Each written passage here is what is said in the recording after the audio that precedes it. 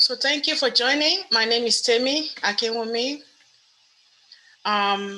This room is Tech and Power House, and we always meet here every Friday, 6 p.m. Eastern Time, and Sundays at 4 p.m. Eastern Time. Today we're discussing Tech Interview Question Decoded Part 1. A quick introduction. I'm a CEO of Top Group Technologies. We're an IT company, award-winning IT company located in Lago, Maryland, USA. I've been in tech for over 26 years, and I have my company now for the past 16 years. So I'm very hands-on in tech.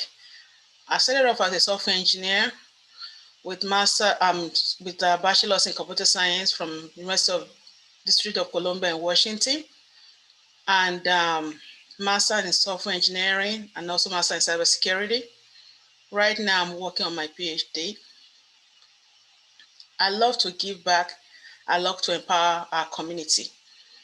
This actually started a while back when I was working for Fortune 500 companies, and a lot of them, you can see them under my bio, either on LinkedIn or on my website.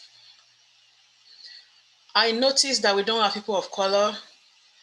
We're not represented in the tech industry. Most of the time, I say that I'm the only Black, the only woman, the only, even with African accent as well, which is okay, And I noticed that we don't network, even a while back. We don't know how to network. We don't know how to help ourselves. And in the community, I noticed that there's a gap. Most students finish college, they can't get a job. They can't get started. They don't have any mentor. They don't have anything. When we started, there was no mentor. It's just by the grace of God that we can even do anything in a country that maybe you came in for college or something. It was hard. So looking back, I don't want anyone to go through what I went through. It wasn't fun, but we pulled through. So that's my passion. That's where if you see me so passionate about doing things, this is my life. I want to give back constantly. And looking back at this time, I've empowered more than 1,000 engineers on my network. And many of them are here, and some of them will be joining. Even some of them are my co-moderators here tonight. So you see them on my platform because I empower them and I continually empower them. It's a non-stop work for me. And I want us all to work together as we continue to empower more people. So here on this platform, it's not only my platform, it's our platform. It's your platform, it's my platform. Let's work together and empower ourselves, our community, our diverse and underrepresented community. We need to empower ourselves. So that's the goal. And I'll stop right there. A shout out to all my students that are on here. Thank you for joining. I will allow the other co-moderators to introduce themselves. I offer programs. You can look under my bios, training, mentorship, career coach also in many areas. So many things under my bio, you can look at that. And if you're not following our room, Tech and Powerhouse, please do so. I'll stop right there and will allow Ms. Toots to introduce herself. Then we go to C2M and Jessica. Thanks for joining. Ms. Toots, the floor is yours, Ms. Toots. Hi, everyone. Hello. Good afternoon. Good evening. My name is Tutu, and we are hostess from Technical Interview Questions Decoded Part 1. We're hostess from to really encourage you all on how you can leverage your resume and leverage your skills and experience to answer really any question. Well, not any question, but some technical questions that come on the interviews in the software technology industry, right?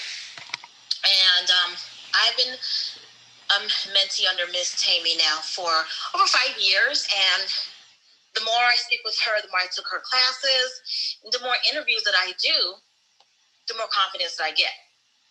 And I've had plenty of jobs now. It's not every interview you're going to get. However, the more you speak, the more confidence you will be in tackling these interviews. And, you just it's like practice, you know, it's like public speaking, really. And that's how I look at these interviews. When they ask you technical questions, or when you're looking at a resume and job description, and they throw a curveball at you, you know, how you can decode those questions and how you can break them down so you can answer them. This is why we have this room, so we can really help you break these questions down. If they throw a curveball at you, how you can answer these questions confidently, and how you can tackle these questions so that you can get the job, you know? Because no one's going to have a perfect fit for every job description, right? However, if your interview, if you can do 70% or 80%, you might still get the offer. Okay? Again, my name is Tutu, and I'm done speaking. Thank you, Tutu. Him, can you please introduce yourself? Sure thing, everyone. So this is Chris from Boston. I do business development for a staffing firm called Help Technology Group, where we specialize in IT and healthcare.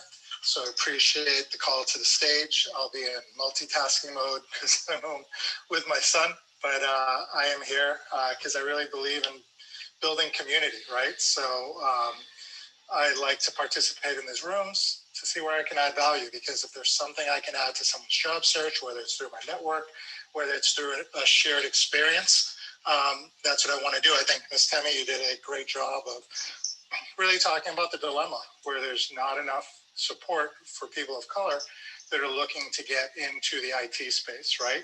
So it's not just about getting the job, it's about keeping the job and making sure that your development in your career trajectory there. So happy to be part of this community, happy to be part of this panel, and hopefully I can add some value. But you may hear a little background noise here and there, but I think that is the beauty of Clubhouse, that we're all in our space and we're all trying to do the best we can to build community. So I'm Chris from Boston, and I'm done speaking.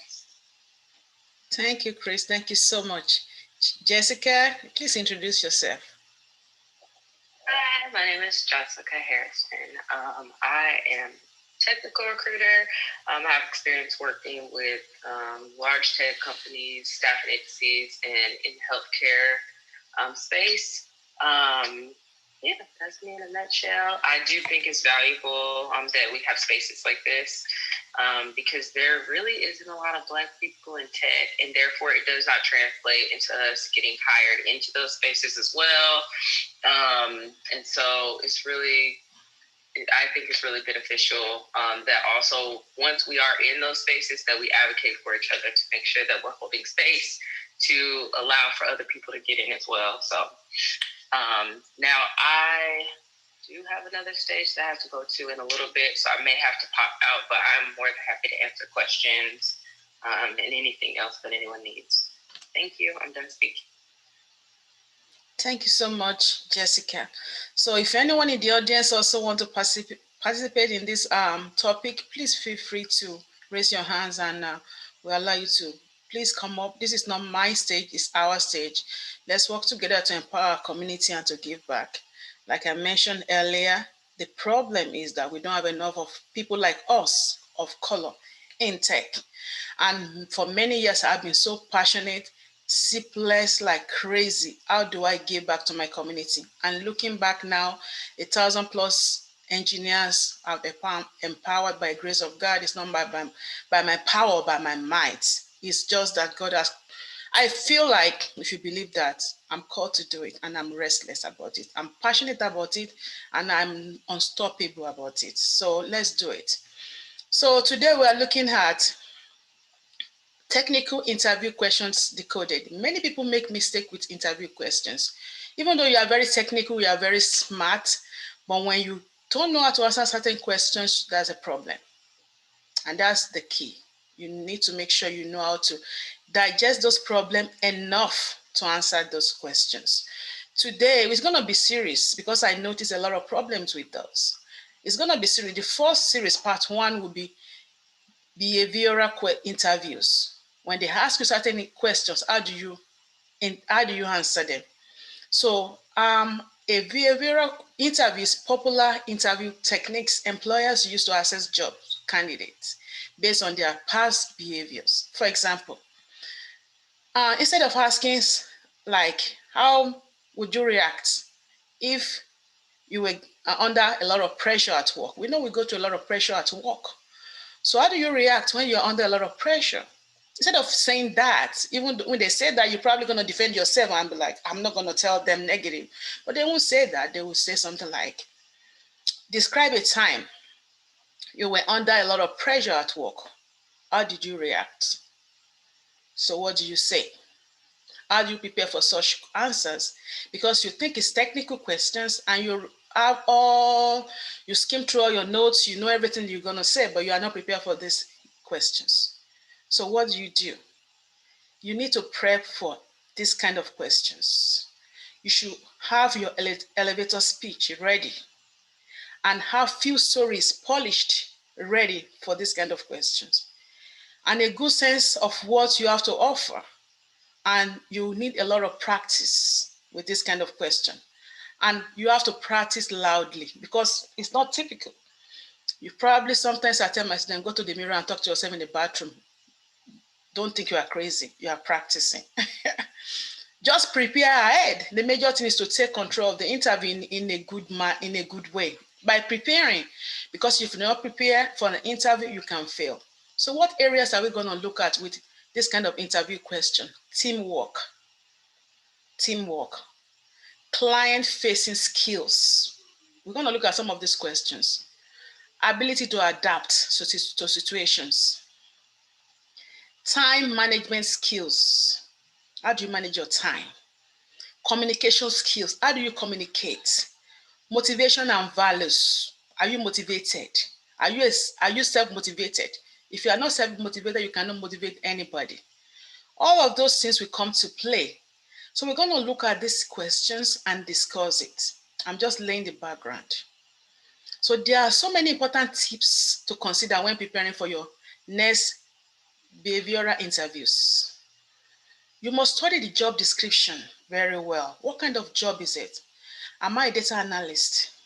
Am I a business analyst? Am I a software engineer? What am I? Am I a product trainer or product engineer, whatever, in tech? Or even in any other industry, it's not only applicable to tech. Study the job description so you will know what kind of scenario to prepare for this kind of questions. Review major projects you have worked on. What kind of project have you worked on? Review those projects and get ready your scenario answers. Revisit previous job descriptions, performance review them. Because pretty much you want to sell yourself. When you sell yourself in interviews, then the door is open. The door is pretty much wide open for you. You are at the door. You are at the door when you have interviews. So it depends on what you say that will open the door for you. I'll give you a scenario. I'm not going to teach because I'm a teacher, so I tend to try to teach, but this is not a one-man show. This is for everyone, but I'll try not to.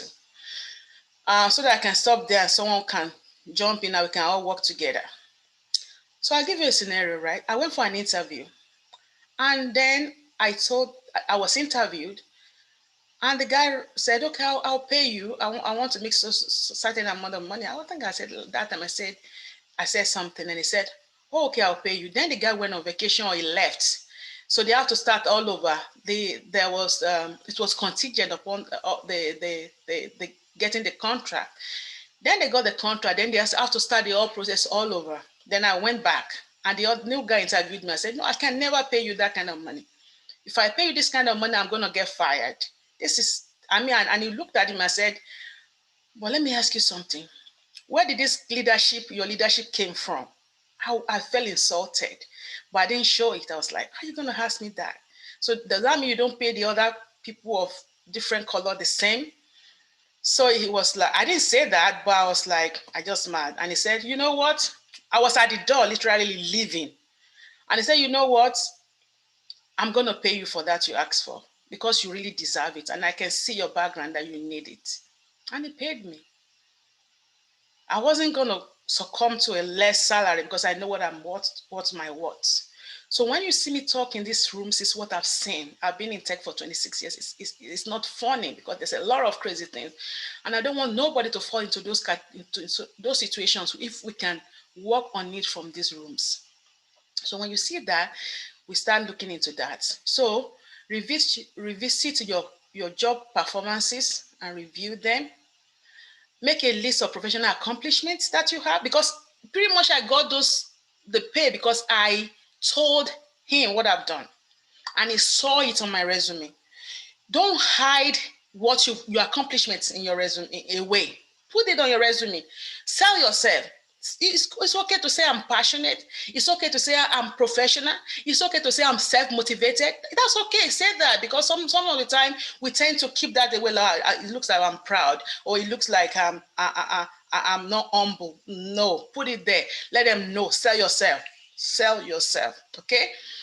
So make a list of your accomplishments, and I will stop right there. And I have more that we're going to discuss about. I'll just let my co-moderator to kind of echo that, or contribute to the topic. I'm Temi, and I'm done speaking. C2M, the floor is yours. Well, thank you, Temi. I think a lot of what I heard from your comments really speak to preparation, right? So, I do some background acting in addition to business development. And I think from my perspective, there's something called a cold read, and there's something called, when you get the actual script, when you get the sides, right? So a cold read is basically when you're just, you got the audition, but, you don't really have a sense of what the director wants, right? And if you look at a job interview, you got to do your due diligence, right? The data is out there, but you got to go out and basically find, hey, what is this company looking for? What's the environment? What's the culture? Who do I know that works there? Who can tell me something about the company? And Clubhouse gives you that ability to kind of get some of that insight by going out to a hiring manager, by going to some of these recruiting rooms and talking to a recruiter that works with the company. So it's really your due diligence about finding out as much as you can, so that interview is as warm as possible. And I think, so many, and it's the practice. I think what really resonated with what Temi said for me was, talk to yourself, right? Practice all those words, right? Practice your response, practice what you want to say. Because, whether it's a Zoom interview or a phone interview, I think you just want to make sure that you're prepared.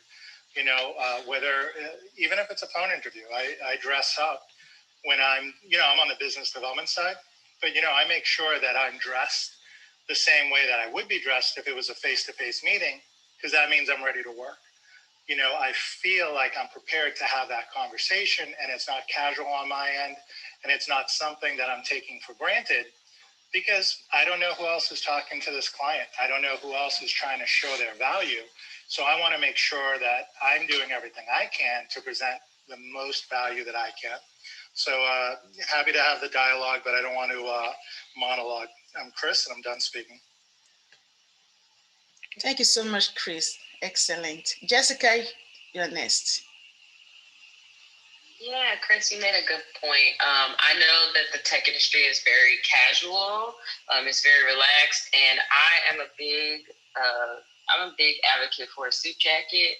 The only reason I am is because when you wear like a suit jacket or like a blazer, you can't get too comfortable. It keeps you aware of your body language, and it keeps you look like when you're sitting up straight, you're looking confident. And that's not really something that people really talk about. But when we're entering in spaces, unfortunately, the spaces of tech are not designed for Black people. They're not designed around us. So it's a very uncomfortable situation. So for me personally, while these companies are very relaxed, I generally dress up in a suit. And I'm not saying you have to do that. Do whatever makes you feel confident. But I like the fact that it doesn't allow me to slump my shoulders. Because even if I'm not feeling confident, that gives you the appearance that you are confident. And also practicing in the mirror. And another thing I really want to stress is tech is really about the environment. And it's a lot about company culture. And so there is a 30-year gap in tech in the United States. So if you have tech skills, you are the prize. And I think that, as Black people, in these spaces, we kind of get put in situations where we may not know that. I mean, the world around us is constantly telling us differently. And so I just want to make sure I say this: you are the prize. If you have tech skills and you're walking into an interview, you are the prize. Now, you're going to interview at places and you may not get it, but also it may be in your benefit. And so just really look at company culture before you go to an interview. And then another thing I do want to say, because I struggled with my self-confidence in the tech environment as a Black woman, I'll enter into spaces to do interviews and they'll move over to to someone that's not me and just be like, oh, you're in charge. And no, that's not true. And also too, you're working in a very global environment as well. So there's different cultural aspects that kind of fall into play there, like with me being a woman. So one thing that I really like to do, though, is a good exercise. And I suggest everyone do this, even for promotions, for anything. Get a folder that has, because people will deny, I hate to say this, but people will deny you things that you deserve. And it is not fair. And it's not fair that we have to make up for that. But this is what I started doing. I get a folder. And what I do is I paste on the inside the job that I want to have. So the job I'm working towards, and every time I get an email or anything that says that I accomplished something that is in the next job that I want, I print it out like a little snippet and I paste it on the left side of the folder, and the job I want is on the right side of the folder. And this exercise is, one, it's really good for your self-esteem, and two, it's really good when you're trying to validate and negotiate pay and ask for pay raises. Because when someone tells you no, you just open up your little folder and you pass it to them and you go, hey, why not? Because this is what you're asking for and this is what I've accomplished. So please tell me why I do not deserve what I'm asking for. And there may come times where you have to walk away because people just don't want to give you what you're asking for, but then you still leave with your self-esteem and your validation. But my name is Jessica and I'm done speaking. Thank you so much, Jessica. Wow, that's great. Thank you so much. Is it Sagoin? Is it? Sorry, I don't want to mispronounce your name. Sandwin. Okay, sorry. Do you have any contribution? Thank you. Welcome on stage. Not contribution, Pastor. I have questions. I saw this room was going to be up by 11, so I had to stay awake for it because I have lots of questions. I have currently my challenges are around acing those interviews, and it isn't a question of my skill set. It's a question about probably the way I answer this question. So I have a lot of questions. So I hope it will get to the point where we can ask questions so I can get on with them. But if you want me to start asking right now, I can just go. I think you should just wait a little bit, then you can ask your question. And if anyone in the audience, if you have any question, please raise your hand. If you want to contribute, please raise your hand. Let's come up and help ourselves. I know most people have they have this kind of situations, but they don't want to come up because they don't like to talk in public. But but that's okay. You outgrow that. So let's come up and discuss, and that'll be great. So Ify, I see you joining. Welcome on stage. Ify, do you have any contribution? And you're welcome on stage. Any contribution? Hi, Temi. Thank you for having me. This seems like I've been in so many Clubhouse rooms today discussing this type of topic. My name is Ify. I'm a senior project manager and MES leader at Dow. Sometimes I'm a hiring manager, hiring for talents. I'm here to contribute to this topic. With regards to questions, I do believe most of you have hit the main points on how to answer behavioral questions, and there are technical questions too that you have to prepare for. The key here is doing your research, being prepared for the interview. And with regards to the technical questions, depending on the industry or the organization, what I look for when I'm interviewing a candidate, I'm not looking for them to initially have the answer. I just want to look at their train of thoughts, right? And their problem-solving skills. You don't have to have the correct or accurate answer to the technical question, but you have to think out loud. If you need time to think, you can request for that. If you have additional questions to that technical question, it is okay to ask. Don't be nervous about it. Just think out loud. I'm just here to be a resource. Thank you. This is Ify. I'm done speaking. Thank you so much, Ify. Really appreciate your joining us. Mohsen, is it Mohsen? Do you have any contribution? Yes. Yes, this is Mohsen. Yeah, I'm a hiring manager, so I thought maybe there are some questions I can answer. So I'll be happy to help. Oh, thank you so much for joining. We really appreciate you. Thank you so much. Okay, so we'll just continue a little bit. So whenever you have this kind of situation, we're looking at behavioral interview questions. Oh, Miss Toots, have you? Oh yeah, Miss Toots already introduced us. That's fine. Whenever you have this kind of situation, how do you tackle these questions? How do you answer them? We know you scale through with the technical, but behavioral questions, situational questions, you are lacking. There's a method called the STAR method, STAR, star. You are the star, you are the gift, you are the prize, like Jessica said. So there's something we call the STAR method. What's the STAR method? So this method is a technique that helps you structure your response to this kind of questions. So the S stands for situation. Consider that situation. What is the context of your story? So in the setting, when or where this event took place, you have to think about it. So for example, you might say, okay, I was working on a 6-month contract for a high value client when our agency or our organization merged with another large firm. That is when and where, your situation that you want to discuss. Then the T stands for task. Task, T-A-S-K. What was your role in that situation? What was your role? So, for example, you might say I was the manager, or I was the lead engineer on that project. And then I had to communicate with a customer to keep the project on track. That was your role. So situation, then your task, which is your role. Then A for action. What did you do? What did you do in that situation? So, for example, you might say, I set up a weekly check-in with the client to update so that I can give the progress back to my boss or wherever. Whatever you did, you have to say that. So action. Then what's the result?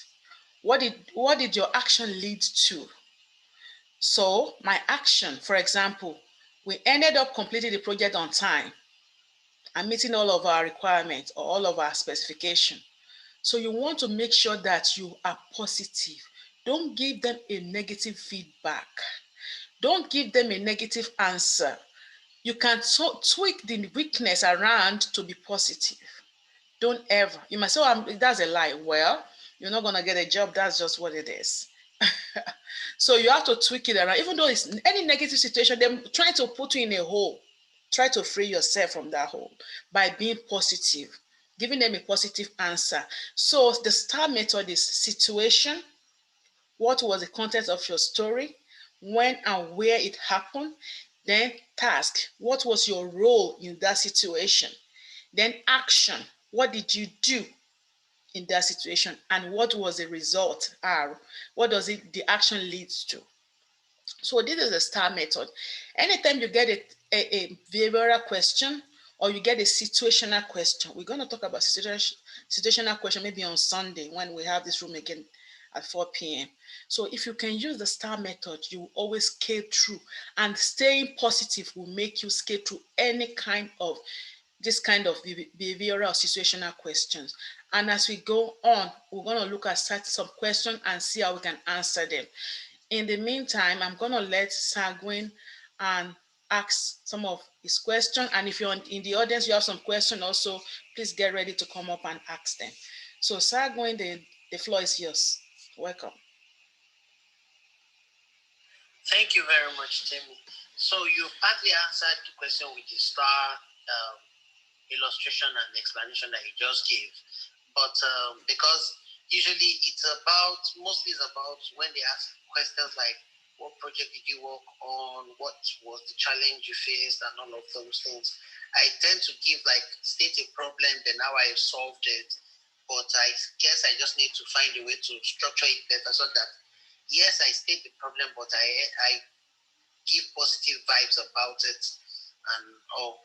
But moving from that, there are some, every company has its own peculiarities like that.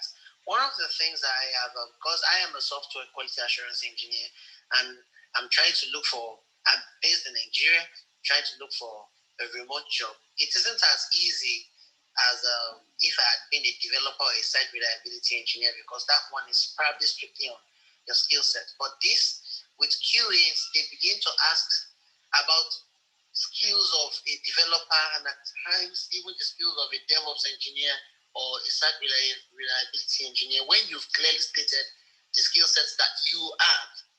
And they don't just want you to have basic knowledge of all these things. They want you to have like an intermediate knowledge. And once you have an intermediate of this thing, to me, it's as if like I could have just switched careers, because the intermediate knowledge that I have can get me like a junior role in those places. But I have passion for QA, so that's why I'm aligning myself to QA. So my question here is this: how do I focus the interview questions on my core skill sets rather than allow myself to allow myself to all of them? And the foot, so to speak, whereby I would say, okay, yes, I don't have knowledge of this skill set that they require, but not to that level.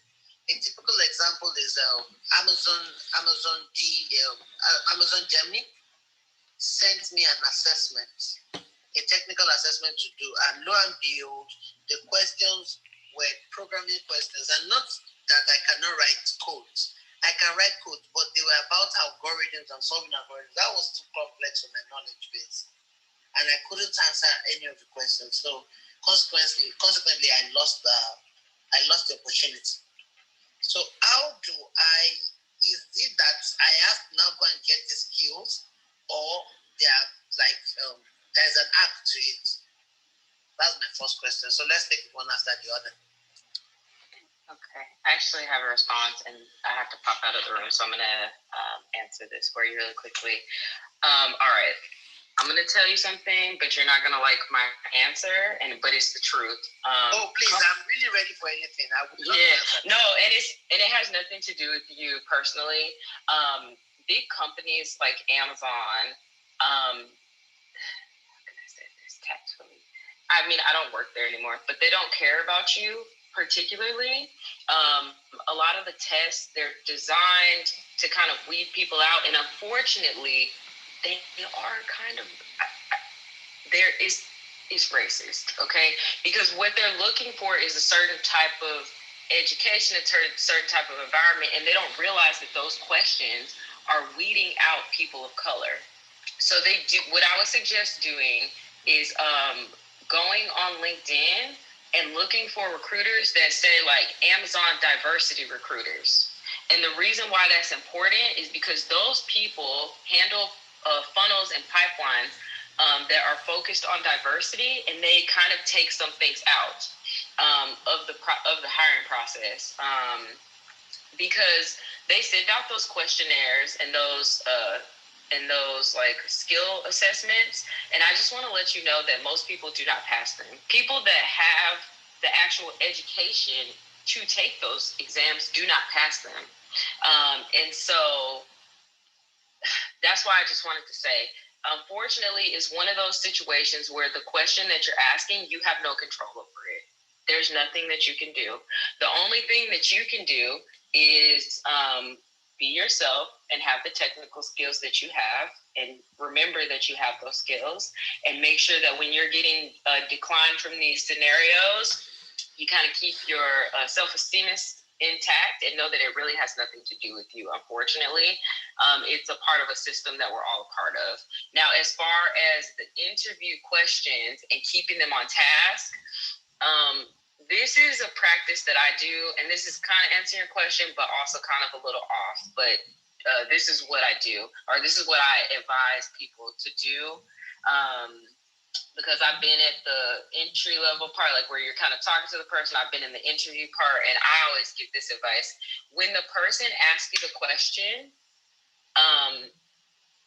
because the reason why I'm saying this is there was studies done that people of color are not kept out of environments of jobs because people are racist, but it's because of the lack of connection. So when you're doing the tech interviews, you want to make sure you tell your stories and that they're relatable and you are answering the question, but more so they know you have the skills. That's why you're sitting there.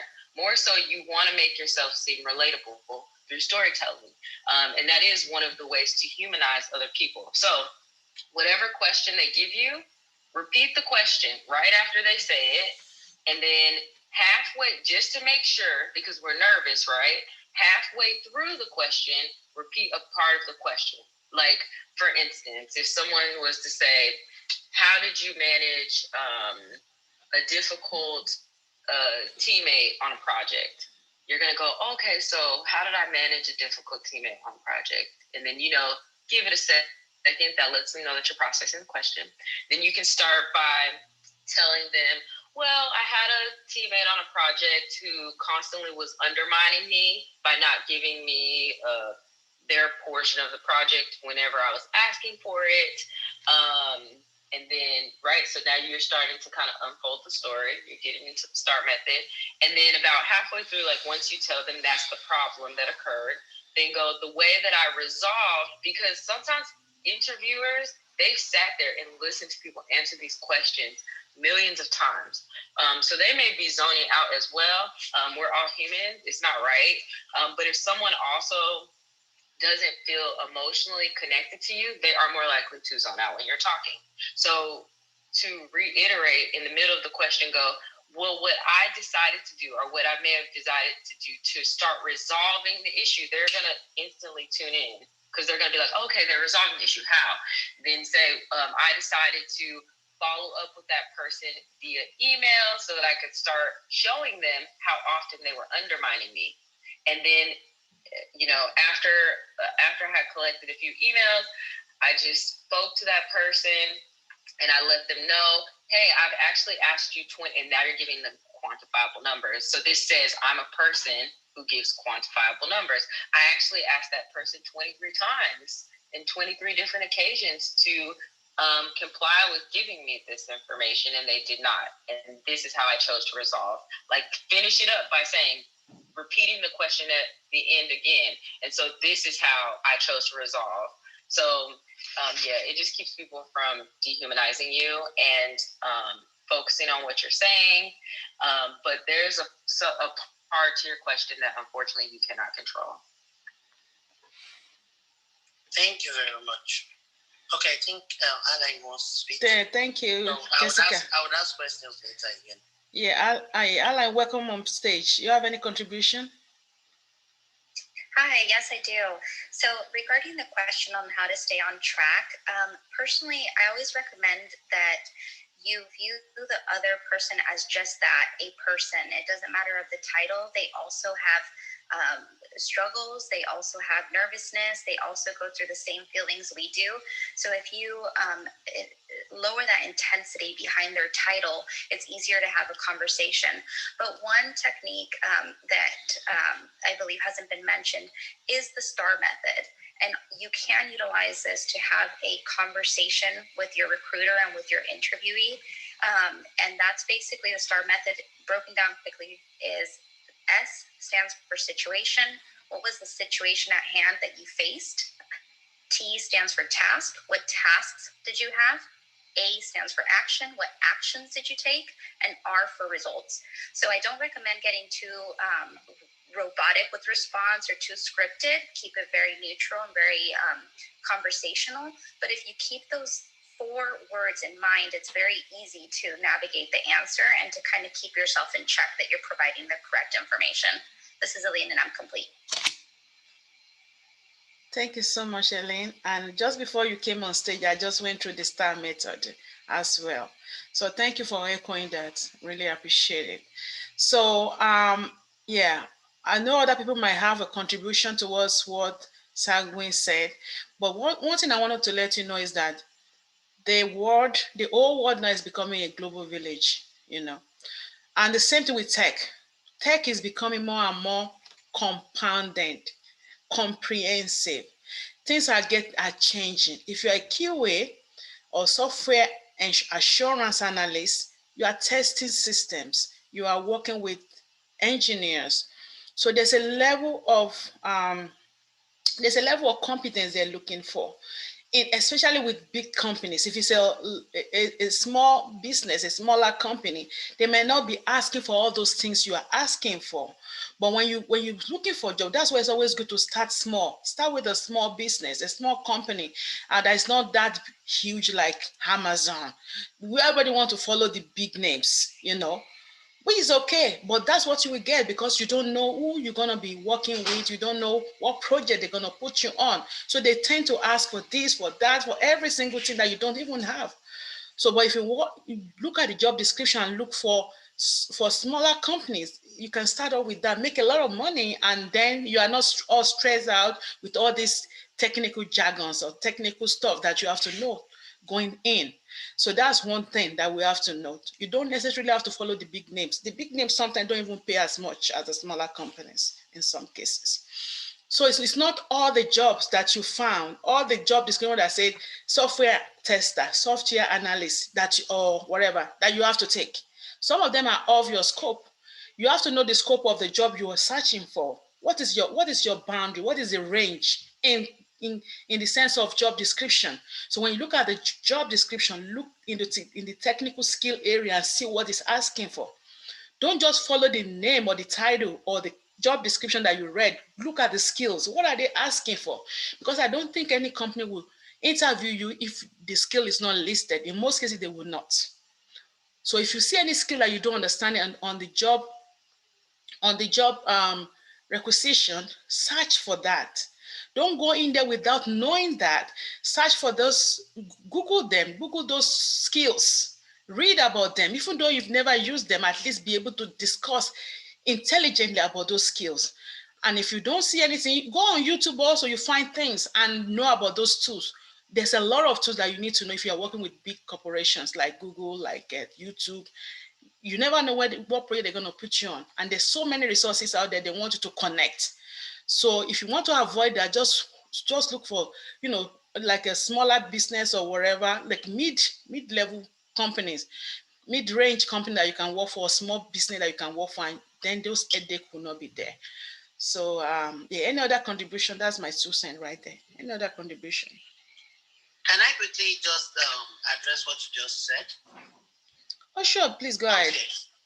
Yes. So that's exactly what I do. I check the skill set. I check the skill requirements, even the ones that they specifically say you don't have to have, but it is a plus. I check, and the ones that they mention that if you have it is a plus, I make efforts to learn. At least have a basic knowledge of it and all. And everything I've asked, particularly this question, based on my experience. I recently got out of a job in Germany. It's a company based in Germany, and it's not as if it's a big company in Europe anyway, West Wing. And I remember at the interview stage, I was asked if I knew Docker, and I said I know Docker as a technology, but I don't use it. And the interviewer said, "No problems, no worries. There's room for learning. You don't really need that right now. We just want to know if you have the knowledge." And I got the job, but 4 months down the line, without being told before, without any prior notice, I was called on a Monday morning. My engineering manager and the HR came on board and they terminated my contract with immediate effect. And they said that my work was impeccable, but it was because I wasn't technical enough. So I asked what made me not technical enough. They said, I don't know Docker. The same Docker they told me wasn't the showstopper was the reason they had letting me go. And it happened like so fast. I was particularly dazed that no. And so that points to what I was asking the other time, where they asked for a particular skill set at the point of interview when they did not even state it in the job description before. It wasn't stated about, nothing was said about Docker in the job description, but when at the interview stage they asked me, and I was like, yes, I know Docker as a technology, I know what it does, but I don't use it. Now, if you ask me, do I do Docker? Yes, I do Docker now because I've gone to learn it. But those situations really do happen. And Jessica really just nailed it. As in what she said, it's brought a lot of insight to it about what they do to people of color and how they just set up some things like that. So I guess it's a learning process, but I'll let other people talk so I can ask questions later. Thank you. My name is Sanguine. Okay. Okay, Sanguine. Thanks for the question. Oh, somebody else, Ms. Toots, you have any contribution to that? Yeah, I wanted to add. Yeah, I really do agree with Sanguine. I do believe there are some interviews that will ask you just to throw something at you where it's not necessary, but if you are not familiar with it, they'll probably toss you out because they want you to know. They're looking for that unicorn. And what they don't understand is sometimes there is no perfect unicorn, right? Or if you find a unicorn, that person will probably be working in that field for over 15, 20 years. And by that time, you can't even afford to pay that person because they'll probably be working for themselves as a consultant. Okay? I spoke to one recruiter, and he told me he's only ever met one person that literally knows how to do everything in information security, everything from architectural to engineer. But he's been doing it for over 20 years, and he said the guy makes over 500K. But like you can't afford to pay that person who knows how to use everything. I mean, there are tools that you'll never use at your job. They'll even list it on your job description, but you'll probably never even use it. Another thing I want to say is to people, don't forget to dig deeper into your Microsoft Office 365 tools. That is actually a tool in itself, right? Because besides using Microsoft Word and Excel and PowerPoint, don't just put Excel, PowerPoint, Microsoft, Office. Put Office 365 because Office 365 has many different apps built within it, right? It has SharePoint, it has Teams, it has Yammer, it has a lot of different things. The more you list, the more you're making yourself look good, because that means that you are able to collaborate with, diverse, you're able to collaborate with everybody, right? You're able to collaborate with your team members, and do your research. Watch YouTube and actually know what these things do. Watch videos on YouTube. If you can, sign up for like a free 7-day trial. Also, like a tool that's a free 7-day trial, do that and play around with it, and just, see how you can sell yourself to make them convinced that you can use it, because those trials, yes, you won't get the full features, like the full professional features, but you have the idea of, it allows you to go into the system and kind of like play around with the interface, right? And just play around with the tool and then add that to your resume. I also wanted to say that inclusion and diversity is a big thing right now, right? It's so big. It's everywhere. Actually, they have certifications for that now, right? They have certifications for it. I've been seeing it everywhere. Inclusion and diversity. It's big. And a lot of companies now are putting it on their website. They're throwing it in your face. They're putting it on their website. When they send you the job description, they're putting it, the little caveat at the bottom. But my own thing is this. How many people, I want to have a question and raise your hand. How many people have gone to a website, the company's website, and look at the About Me or the team section or About Us, and you look at the pictures and you scan through and you're looking for someone that looks just like you, right? And if they don't look like you, because I thought I was the only one doing it. I've been doing this now for like over a year now. If I don't find anyone that looks like me, I get intimidated. I lose hope automatically. Like, you know, if they're not brown, you know, or if they're just brown but they're not brown enough, like if they're like, you know, if they're you know, if they're not African, or if they're not whatever culture you belong to, right? So, you know, I look at that, I scan through, and I'm like, you guys say you have inclusion and diversity on your website, but I just scroll all the way through for minutes, and I'm counting, and I don't see anyone that looks like me yet. So it makes you wonder, what is the deal? What is the deal? Like, are you going to do a phone screen with me? Or are you going to waste my time? Or, you know, because they do that. They will call you, they'll do a phone screen with you, and they may not call you back. And you feel like, and you know you're perfect for that role. You can do that. You can do the test, right? I started doing this before they had this whole inclusion and diversity this year. I started doing it for like last year or before that. And I will go through scan through all their pictures and look at the pictures of the team members and what they put on their website. If I don't see, you know, them engaging in activities and they don't have different colors, you know, it's a turnoff. I'm sorry. It's a turnoff for me, because I look at diversity and inclusion. I look at it as, it's beautiful, right? It's when you have colors, if you're looking at color palettes, primarily you have orange, blue, green. You know, that's what makes the world beautiful. You know, you look at flowers, you don't just have one color flowers. There's different colors of flowers out there, and it makes your occasion look beautiful. When you're doing a wedding, right? You pick flowers, you pick different colors. It makes your wedding look beautiful, right? I look at that as the same thing in an organization. If I'm looking at the organization and everything is just white, it can be intimidating. It can be intimidating because you don't know what you're going to expect. You don't know what your hope is like to be called for an interview or to even work there. You don't know what your chances and what your odds are. You're paranoid. I mean, I wouldn't even say even if you're confident and you know you can do this role, you're still like, you're gonna be you're looking at it like there's so many people in this world with different shades, and yet you don't have anyone that looks like you to relate to you. So I look at that, and I just want to say, yes, I'm happy to have the inclusion and diversity, and it's becoming a very it's an awareness now. I'm very happy about it. However, I'm not fooled yet. I'm not convinced yet, because people are not looking at they're not changing their websites. They're not changing their website, and they're not people. I'm looking at those websites. And if you're saying to me you have inclusion and diversity because it's a right thing to do, and I look on your page and there's no one, hardly anyone that is, you know, that's looking to, you know, brown enough, it still makes me wonder, you know, or you have that one person. It's like, Or you look at the role where they put that one brown person and you're like, what are the chances? What is this culture going to feel like? Or the environment's going to feel like? And I'm getting interviews that will tell you that they're big on that and on the culture.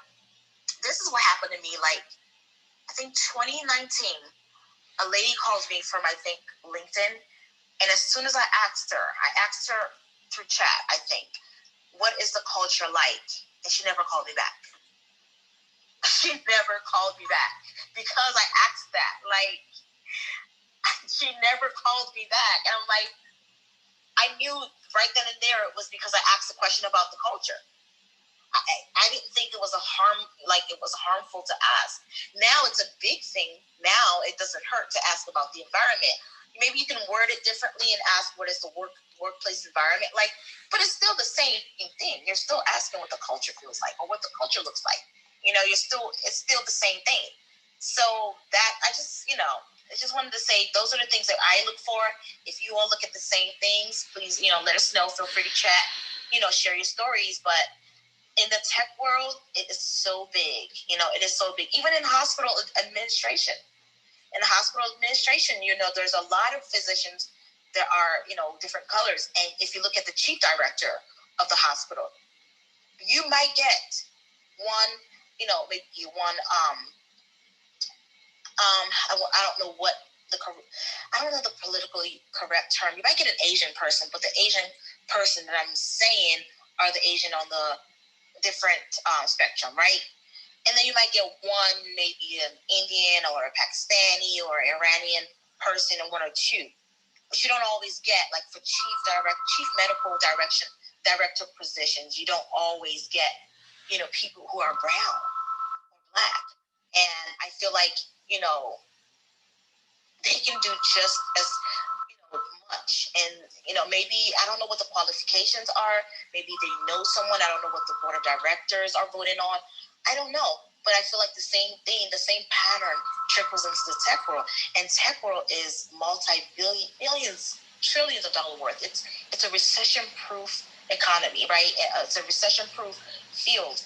And we all want to be in the tech world. We have families to feed, and there's a lot of good money in the tech if they will give us a chance, And also, when I talk about the behavioral questions, recently I had an interview about behavioral question, and it was a tie between me and somebody else. They literally told me, but they told me because they asked me to make the stand between compliance and security.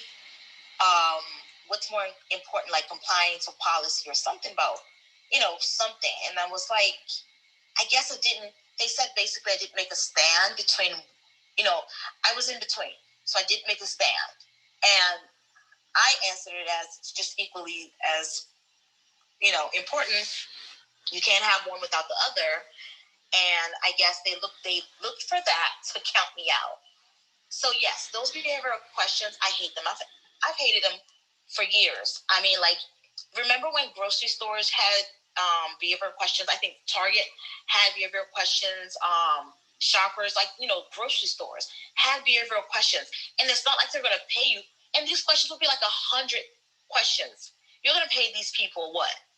Less than minimum wage just to sit there and answer 150 questions of behavior. It doesn't say anything. It doesn't mean anything. It doesn't even speak. They need to remove those questions. It doesn't mean what is the right answer. You know what I mean? My name is Tutu and I'm done speaking. Thank you. Thank you, Tutu. Thanks for for those words.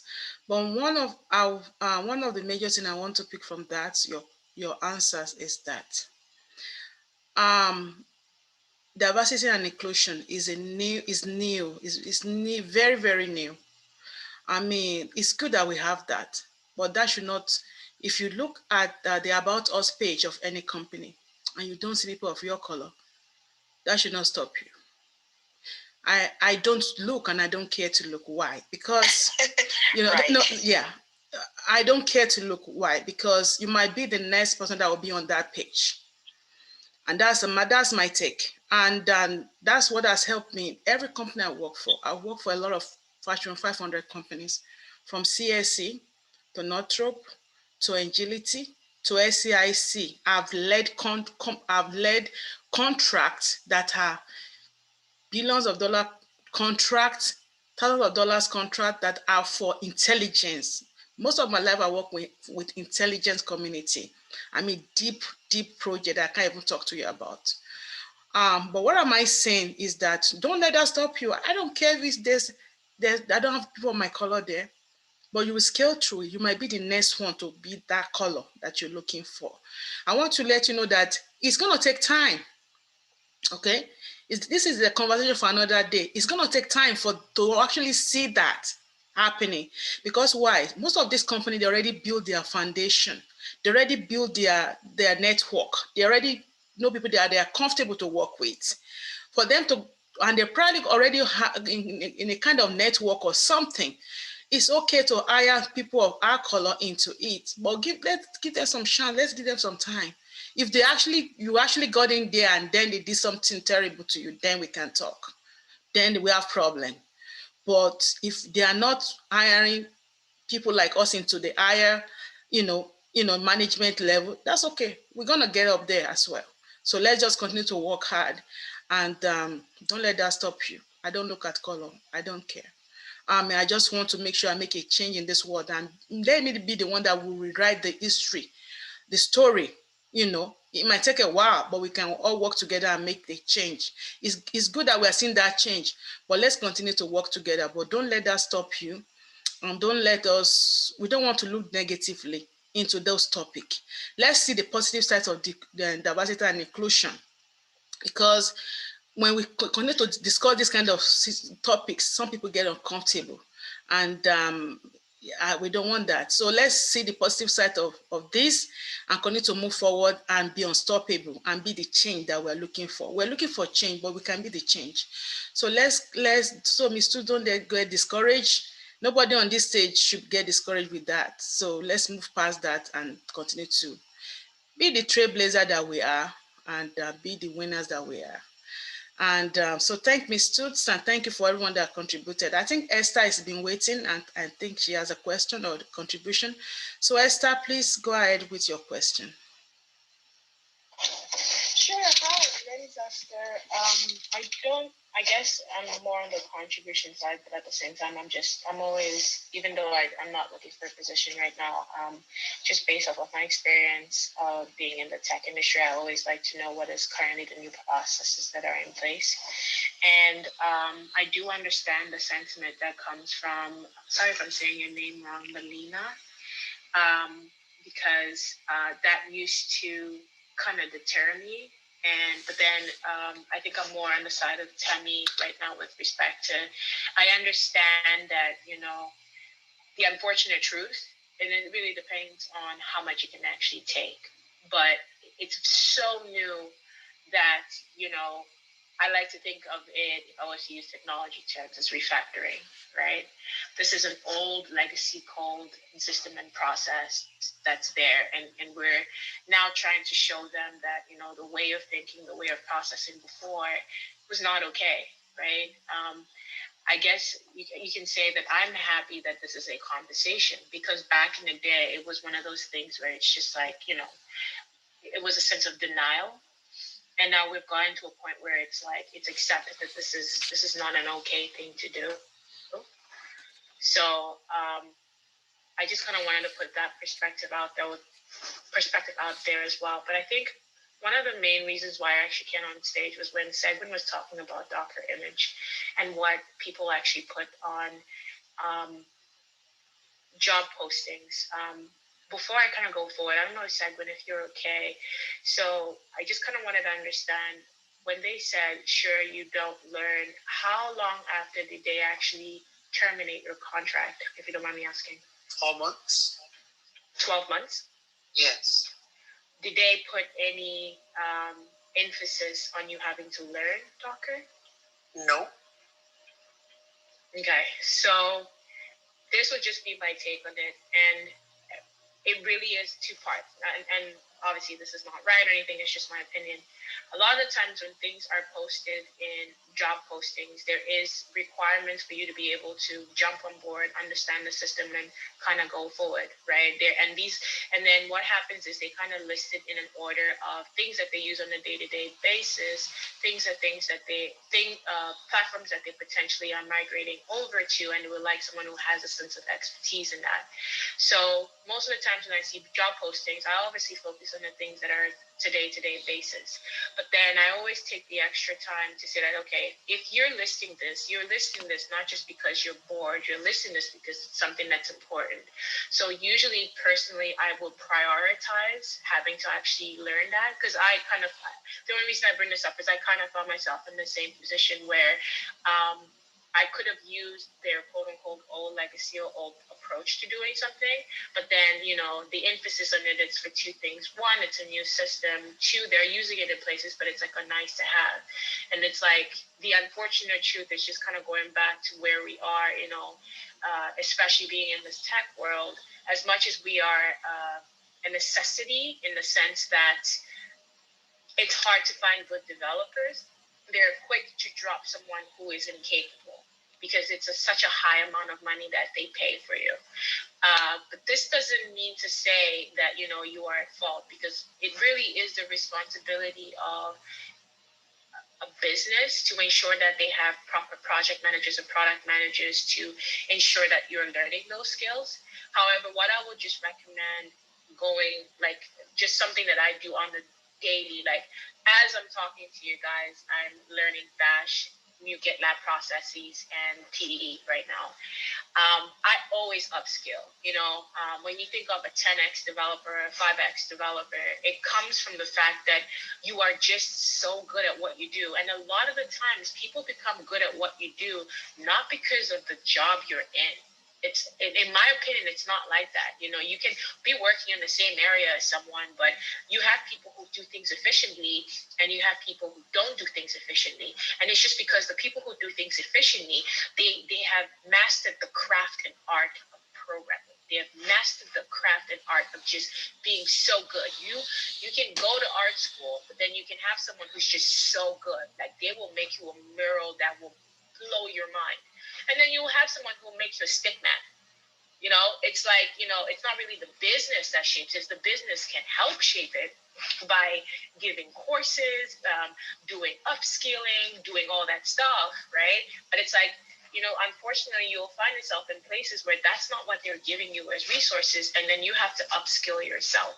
So I have opted into taking care of myself and understanding that at the end of the day, it is a contract. It is a marriage, quote unquote, with the company. Sometimes they'll care for you. Sometimes they won't. It's really up to you to determine how much you're willing to take at that moment in time.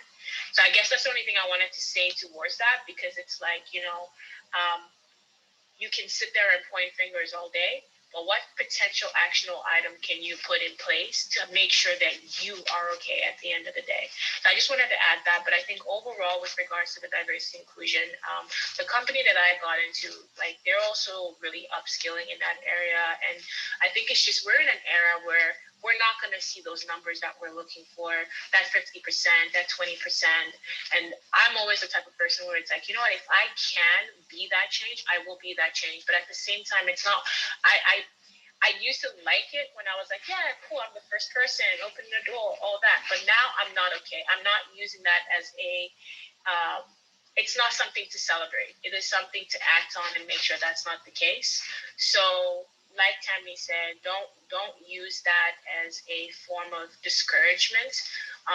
Just like any great time in history, whether it was the time where women had to march because they needed to vote, so now we can just easily vote, or whether it was, there's so many different movements and stuff that has happened that, we're just reaping the benefits of it, because it's a benefit. It's a day-to-day benefit, you know what I mean?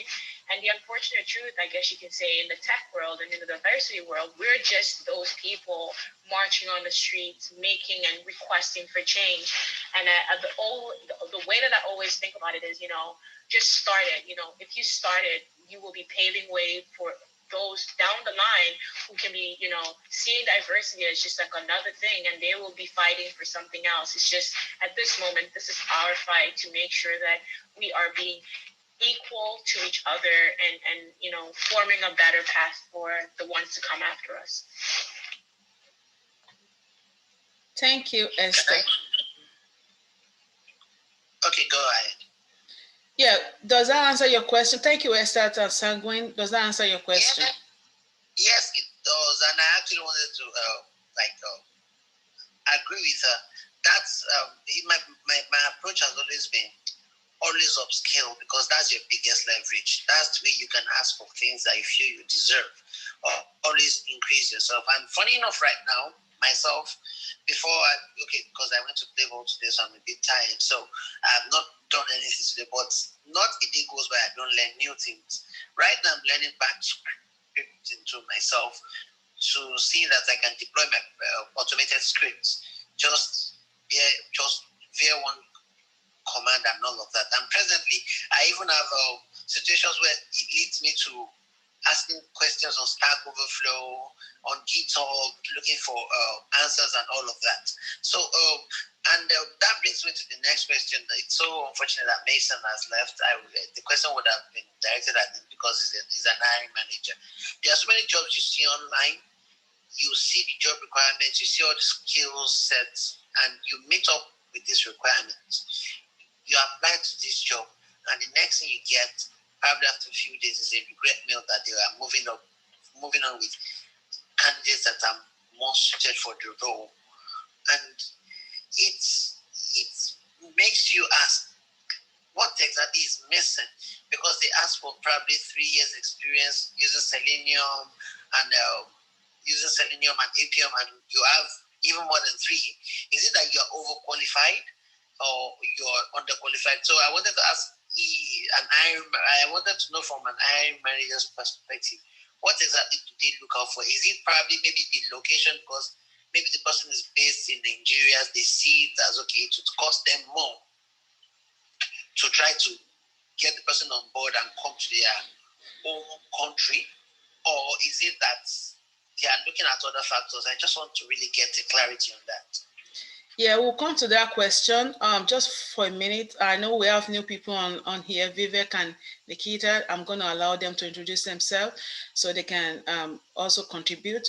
But before that, we're discussing today on tech interview question decoded part 1, and this room is Tech Empower House. I will encourage you all. I'm resetting the room to please follow our room if you like what you are seeing and like to see more of this, so that we can notify you when we are coming online every Friday at this 6 p.m. Eastern time. We're always there, and on Sunday at 4 p.m. we're always here. So follow our rooms and follow the moderators, because you never know when they're gonna leave the stage. So make sure you follow them. And Vivek, can you please introduce yourself, and Nikita as well? Then we'll come back to your questions. I'm going. Vivek, the floor is yours. All right. Hey, Temi, thank you for having me on stage. So this is Vivek. I'm a software engineering manager at Facebook, and I've been here for a couple of years. And before Facebook, I spent about 10, 11 years at Amazon, mostly as an engineering manager as well. I've been taking technical interviews as an interviewer. Very rarely have I been on the other side of the table. I just did that for the first time in many years when I did my Facebook interviews a couple of years ago. Besides that, I also coach people on technical interviews. There is a nonprofit that I helped start in 2010. So it's been running for the last 11 years, which is called SDE Skills. It's a entirely volunteer-based, people helping each other kind of an organization. And what I need to do, what I want to do in that particular scenario is to help identify what people are looking for and connect them with other people who can offer that. So it's an entirely volunteer-driven service. It's free. People should join. SDE Skills is the website. SDEskills.com is the website. We have 10,000 plus members in our Discord group and a whole lot of other stuff. So happy to be here. You can frequently find me in these tech rooms, and looking forward to helping in any way I can. This is Vivek, and I'm done speaking. Thank you, Vivek. Can you give us the website again on Discord? Yes, please. It is sdeskills.com is the URL, and the Discord is basically, you just go to sdeskills.com/Discord. It will take you to the invitation for Discord. You can just go sign in after that. We are running a 30-day April Code a Game challenge where we post one question a day. We've just posted 2 questions. Today's question will come out at like 9 p.m. or so. The April 3rd question will come out about 9 p.m. PST. So lots of fun, lots of activities. We have like daily Zoom sessions, weekend sessions, whole bunch of stuff. It's very easy to get lost in that. So happy to help people if they are looking for some guidance there. Thank you. So it's sde.com, right? It's sdeskills.com. Okay, SDE Skills. D as in David, E as in Edward, S as in Sam, K as in Kyle, L as in Laura, another L as in Laura, S as in Sam.com. So sbeskills.com. Okay, it's on your bio. So I'm all about, we need to, get together, connect, and, so this will be helpful. I think I'm actually part of that because I saw it on your LinkedIn or something and I followed. So thank you for that. Nikita, can you introduce yourself? Yeah, sure. Thanks a lot, Temi, for having this room, and thanks a lot everyone who is listening today. This is Nikita. I am currently founder of MyPath, and I'm helping the job seekers and the candidate to provide right guidance. And we do conduct definitely go and check out SD Skills. We started, I know Vivek through SD Skills, and They are a great community, so I can definitely vouch for Vivek's community. And the Discord community is great. It's very active and everything. So definitely check it out. And also, if you need any help in terms of the technical skills, because we have a lot of fan mentors like Vivek who are associated with FanPath. If you want, we can also help you in the technical coding rounds or technical interviews. And also, if you need any help in resume, LinkedIn, or any other career-wise, I'm more than happy to help in whatever way I can. And also, if you check out in my bio on my Instagram, I have few resources which we are currently doing it. Like there's a free ATS approved resume which you want to get, you can get hold of it, and it's free of cost. And also, in my past LinkedIn post, I have also shared my personal LinkedIn message, which I used to send to the recruiters and the hiring managers and used to get multiple interview calls. So if you want, you can use that template. Don't copy paste it because that's my personal story. But use that, take a leverage of that and create your own story. And then you can start networking people and start working on it. This is Nikita. I'm done speaking. Thank you, Nikita. I really appreciate it. So today we're discussing, Courtney. Yeah, Courtney just came. Courtney, can you please introduce yourself? Thanks for joining us again. Hello, everybody. My name is Courtney. I am a tech instructor.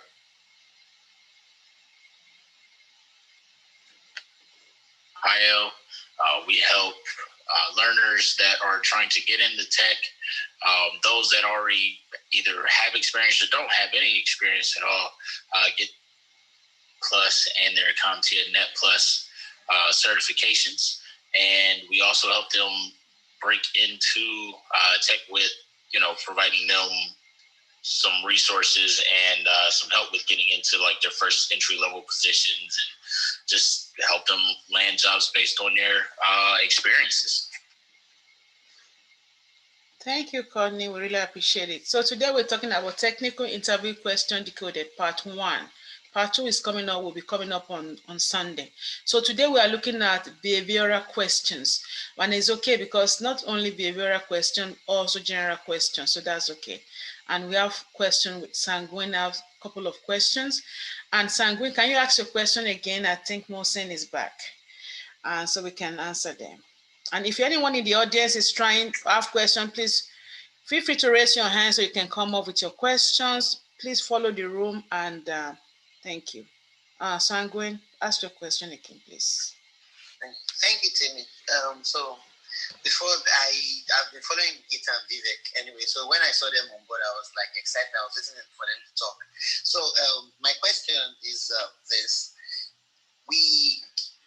many times I see jobs. In fact, it still happened like maybe 2 weeks ago. I see jobs that, based on the requirements, based on the skill sets and everything that they need, I meet the requirements. But I apply to these jobs, and probably like 2 weeks or a week after or 3 days after, I get a reject mail from the company saying they are moving on with more suitable candidates. And I begin to wonder what makes me unsuitable for the role. Is it because I'm far away from the country, from the home country where the job is placed? Though, because at least while filling the form, I get to answer questions like, do you have a visa? Do you have are you legalized to work in that country and all that? And I ask the questions appropriately. Is that the reason, or probably there are some other factors they are looking at, and I just need to probably shape my application towards, or what exactly am I missing? And the question is directed towards Mohsen. He's a hiring manager. He might have a bigger insight on it. Everybody's welcome to contribute anyway. Thank you once again. My name is Sandro. Hey, thanks for the question. I know like a bunch of folks unmuted, so I think it looks like it's a fairly popular question. I'll just be brief, and a couple of things to definitely think about. Like when I was the hiring manager, one of the things that I've been looking at for all these, like when I'm evaluating roles or evaluating people for roles, I am looking for people who can start contributing from day one. So I start looking for, do they have the right kind of skills? And then I also look at your career trajectory to make sure that this is what you want to do in terms of interest, right? So you may meet the basic qualifications, you may meet all the requirements, but then if I'm looking for an engineer, you may have all the qualifications to be an engineer on my team, but if the last few years you've been doing like people management, then I would probably skip you and move on to the next person, because I just take a quick. I feel that you're probably interested in more in people management versus this. So double check your resume to make sure that your interest is very clear and it's aligned with what the teams are looking for. You don't have to use the same resume everywhere. You could customize your resumes for different jobs. So that would be one thing to think about. The second one is my recruiters have filtered out a lot of resumes based on their ability to work at a given point of time, especially around sponsorships or international candidates and things like that. Amazon, when I was working there, we don't have an issue hiring people from outside the country, but the problem is that we need to file for your H-1B sometime as early as like April or like March or April.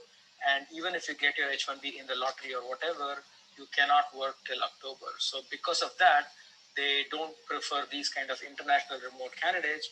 And what we have seen is there are cases where people have a valid H-1B that they can transfer, but since they are in India or London or another country, we just ignore them. And in those cases, it actually is better to put this explicitly and say that you are looking to you're looking for an opportunity and you are open for an H-1B transfer or something like that. So try to debug what is a specific scenario for you and why you're getting rejection at that stage. Like it's happening even before you're getting into interview table. So there are a lot of other factors. I know Nikita is like an expert in this field. She can definitely help you a lot more with specific items that might make you a better target for some of these companies. This is Vivek, I'm not speaking.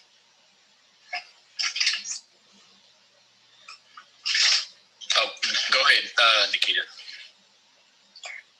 Thank you. I think I resonate 100% with what Vivek said. Definitely, if you are applying to an organization which says that we can't hire international people or there is a restriction on the visa problem in terms of the coming in from outside, you definitely need a visa sponsorship H-1B. And as Vivek mentioned, you can just apply once in a year, and if the company can't apply for that in this year, they won't give you an offer in any way, and they won't even consider you. So my suggestion to you is that when you are applying, try to see if they are try to target, if you're trying to change a company and you are a country, try to target or see if you can get into a big organization like any of these Fan Plus companies or any big tech companies, or even in your domain any big company, so that because they have the more power or more leverage that they can give you a visa sponsorship over startups or companies who don't have that much of leverage. So you can try targeting them. And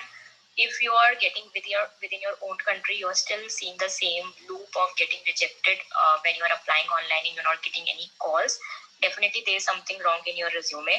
You need to work on your profile. And also, if you're not getting any calls from your inbox messages in your LinkedIn, again, you need to work on your LinkedIn profile as well. So definitely these two things need to be worked for sure. And also try to do one thing when you apply for jobs on LinkedIn or everywhere else, especially on LinkedIn, there's an option called remote.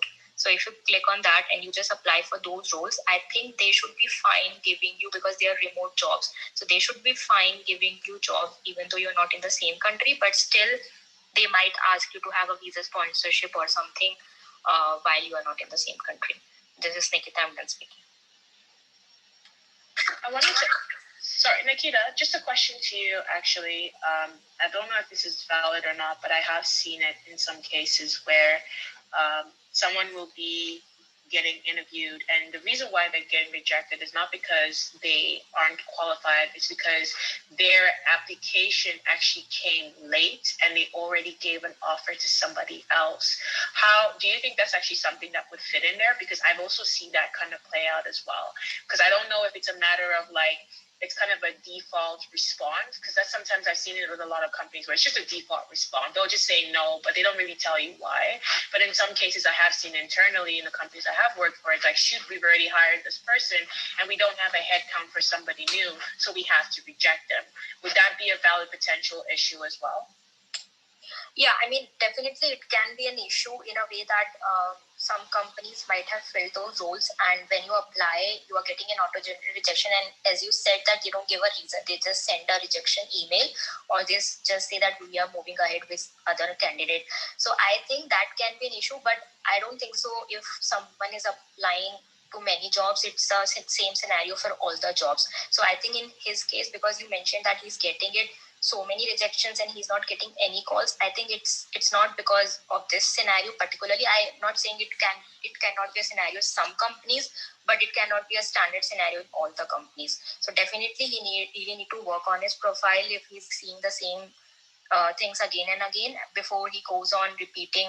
Because if you get rejections at the same pace and for months and months, you feel like you start doubting yourself and you don't even understand. I've seen posts of people and candidates who reach out to us and they really struggle to understand what's wrong, and they start self-doubting and they feel that something is wrong in our profile or we are not doing good. But it's not like that. You have the skills, you have done the projects, you have the experience. You just have to put it there in that one page of resume and in your LinkedIn profile, then you're good to go. This is Nikita and Speak. So I wanted to add something real quick. So I can't really speak as far as like international wise, like if you're applying and it's like, you're in a different country and you're applying for a job in the US. So I want to say what Vivek and Nikita was saying, made great points on that. But I will say this: if you are applying, to jobs, and these are through, like staffing agencies or something, right? And you're getting multiple, offers or anything from like multiple different companies for the same job, try not to apply to each of them for the same thing, because, these recruiters and stuff, these jobs, once they see it, they'll just throw them out. So that may be the case. I don't know, Sanguine, if that's how you are applying for them. But also another way to look at it is that these jobs may not, even though you fit the description and everything, they just may not be for you. Like that just may be, the company that you don't fit in. Not to look at it in a bad way of it, but think of it in a good way, right? If you fit all the descriptions and everything, and you can do the job, the company itself may not be the right fit for you. Higher power may have something better and better for you. I can say just from experience, I experienced the same thing when I got my certifications and I was applying for jobs. I applied for hundreds of jobs and positions and stuff, and I wasn't really getting anything. And then, I ended up getting a call from Perscolis, and they wanted me to be a tech instructor.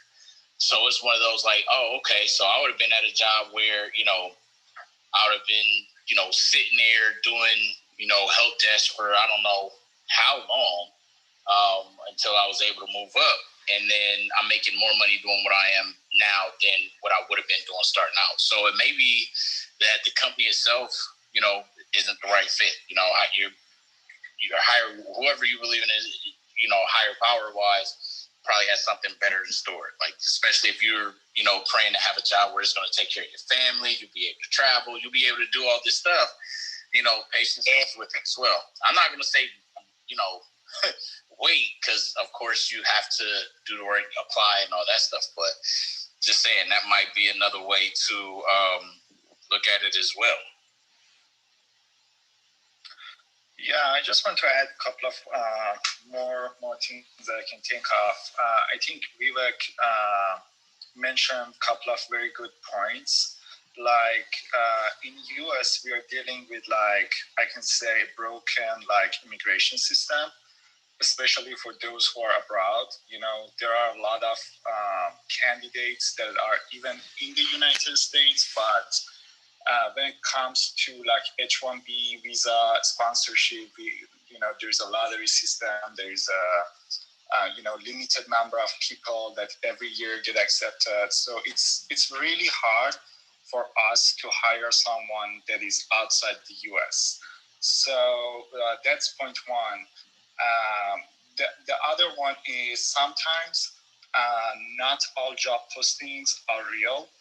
And by that, I mean, sometimes, a company wants to, that doesn't happen that often, but sometimes a company wants to sponsor someone who is already they're working with. And according to the rules, they need to publish a request and ask for someone that is living in that country. And if they find someone, they need to hire them. Otherwise, they can apply for a green card or valid status for that person. So automatically, if you're out of country, you'll get rejection because of that requirement.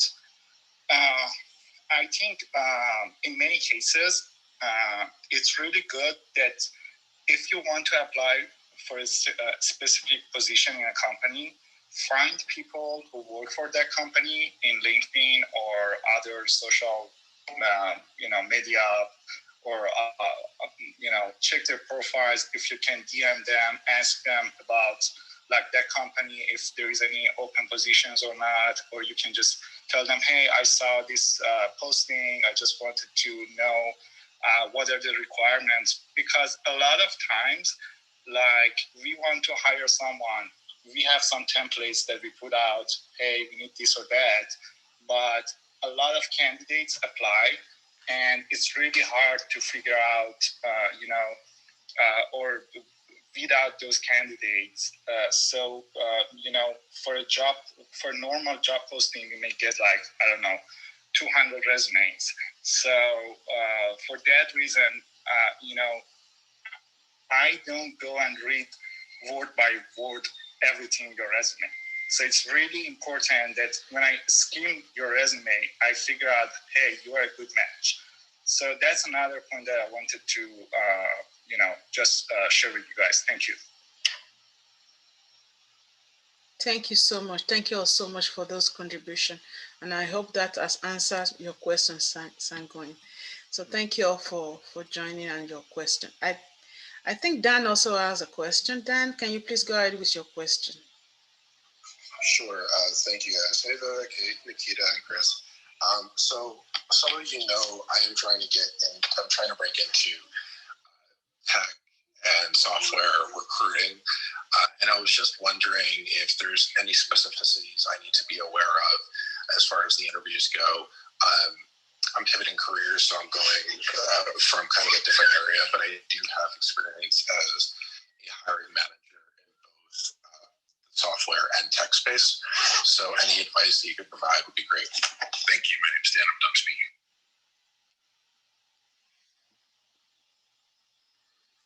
Can you be more specific with your question? So what kind of advice are you looking at? Which area? Because you can't have all the advice in a day. We run this room every Friday and every Sunday.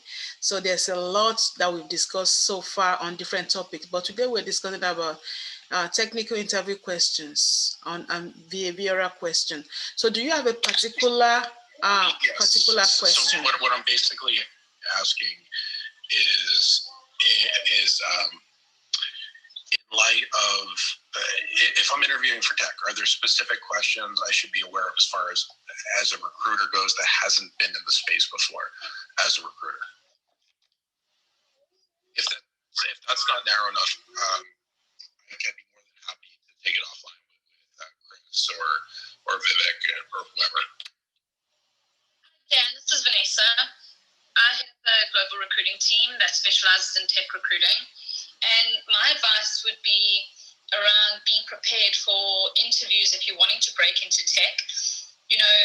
Doing courses around Boolean sourcing and learning different tools like Stack Overflow and GitHub, and understanding where to find talent.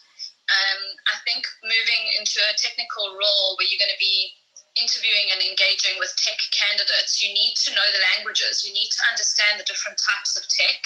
And it does take you to actually immerse yourself in all those different sourcing channels, so that when you do get interviewed, you come across as someone who, even if you haven't done it before, have taken the time to really immerse yourself in learning those different skills. That's my advice to you, Dan.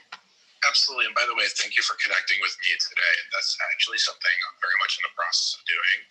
While I didn't mention it, I do have significant experience in tech, just not as a recruiter. So I'm definitely taking advantage of the courses, buying the books, trying to gain the experience as quickly as possible so I can talk that tech language. Yeah, I mean, the people that I have found have been the best tech recruiters on my team are the ones that actually weren't recruiters. They are developers, and they got tired of working in that, and they wanted to be more on the people side. They felt that they made the wrong career choices, and those are my top performers because they understand tech and they relate really well to the candidates that they are engaging with. So yeah, really good luck, and I'm sure you're going to be great. I really, really appreciate the advice, Vanessa. I'm not going to take advantage of you since we're now connected, but I'll definitely keep you in earshot, and I appreciate it. So, I don't know if this will be helpful, but I'll just give you from my perspective the things that I have, like, I don't want to say not appreciated. It kind of confused me because I've had a lot of I've had a lot of recruiter scenarios where they reach out to me. So I'll give you a very basic one. They reached out to me and they're like, we're looking for a front-end developer. The front-end developer should have HTML, CSS, and Java. And it was just like, what? Java? So it's like, Java's not a front-end thing. It's JavaScript. So sometimes, and I think it goes back to what Vanessa was actually mentioning, it's really important to understand the language, but also understand what your developer's skills are. So if you're reaching out to someone as a tech recruiter, understanding what their skill base are, and then understanding how that could be linked to potentially another area. Because, I'll give you another potential example that might work. See what it sounds like. But if someone who does like a Java or C# or anything that's object oriented, it's easy for them to pivot between backend languages, for example.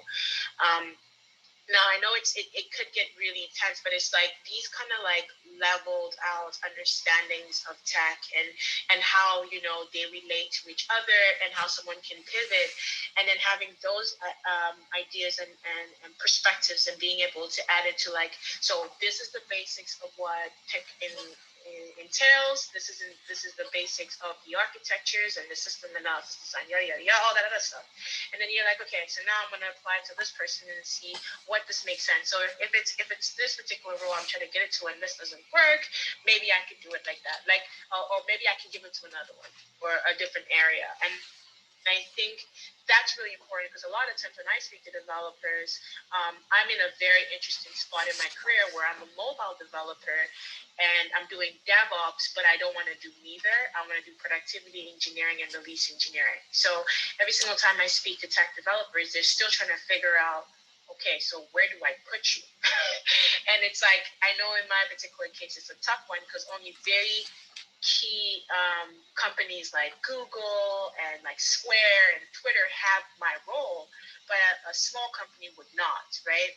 And being able to understand the skill sets that you are speaking towards or what skill sets your potential candidate has does work in your favor.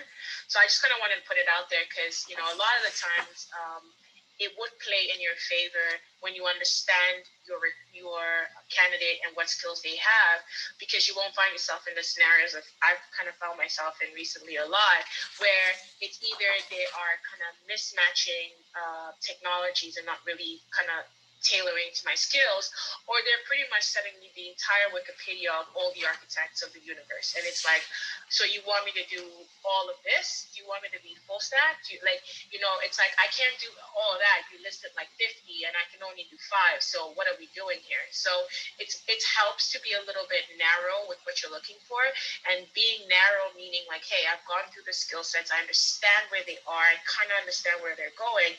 This is what I can give them as a specific opportunity as well. No, that's absolutely fantastic advice, and I know exactly where you're coming from. I'm not going to get into why for the interest of time. No, that's absolutely fantastic advice, and I appreciate it. Hey Dan, this is Chris. So I'll give you my 2 cents as well, but it's basically a +1 to what Vanessa and Esther said.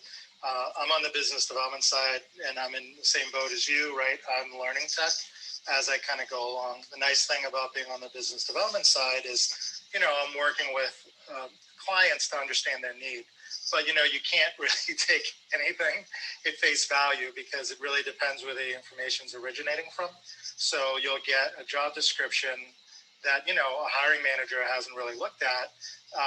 It's coming through HR and maybe it's passing, whatever you need for an ATS. But, I think both Esther and Vanessa gave examples of, where what's being asked for doesn't really match up. And what I've found, sometimes I sit in on vendor calls and sometimes what they're asking for skill set wise doesn't match to rates. So there's a whole bunch of things there, but I'm confident that as you're looking for this role within the corporate space, as you're networking, I think it's just talking to those recruiters, figuring out, where their team specialize, how you can utilize what you already know in tech and leverage that, within, what that position would look like, and then figuring out where to grow from there. So I know we see each other in a lot of rooms and we're connected. So happy just to share more about what's happening from my perspective. But I'm sure you're getting lots of great advice. But I've been in some rooms with Esther, and I think her details are just so spot on. So I think you got some good stuff to work with. And Chris, I'm done speaking. Absolutely. And, Chris, it tells me that I'm networking with the right people when I look at some of you in this room that I'm first connections with on LinkedIn. So I really appreciate it.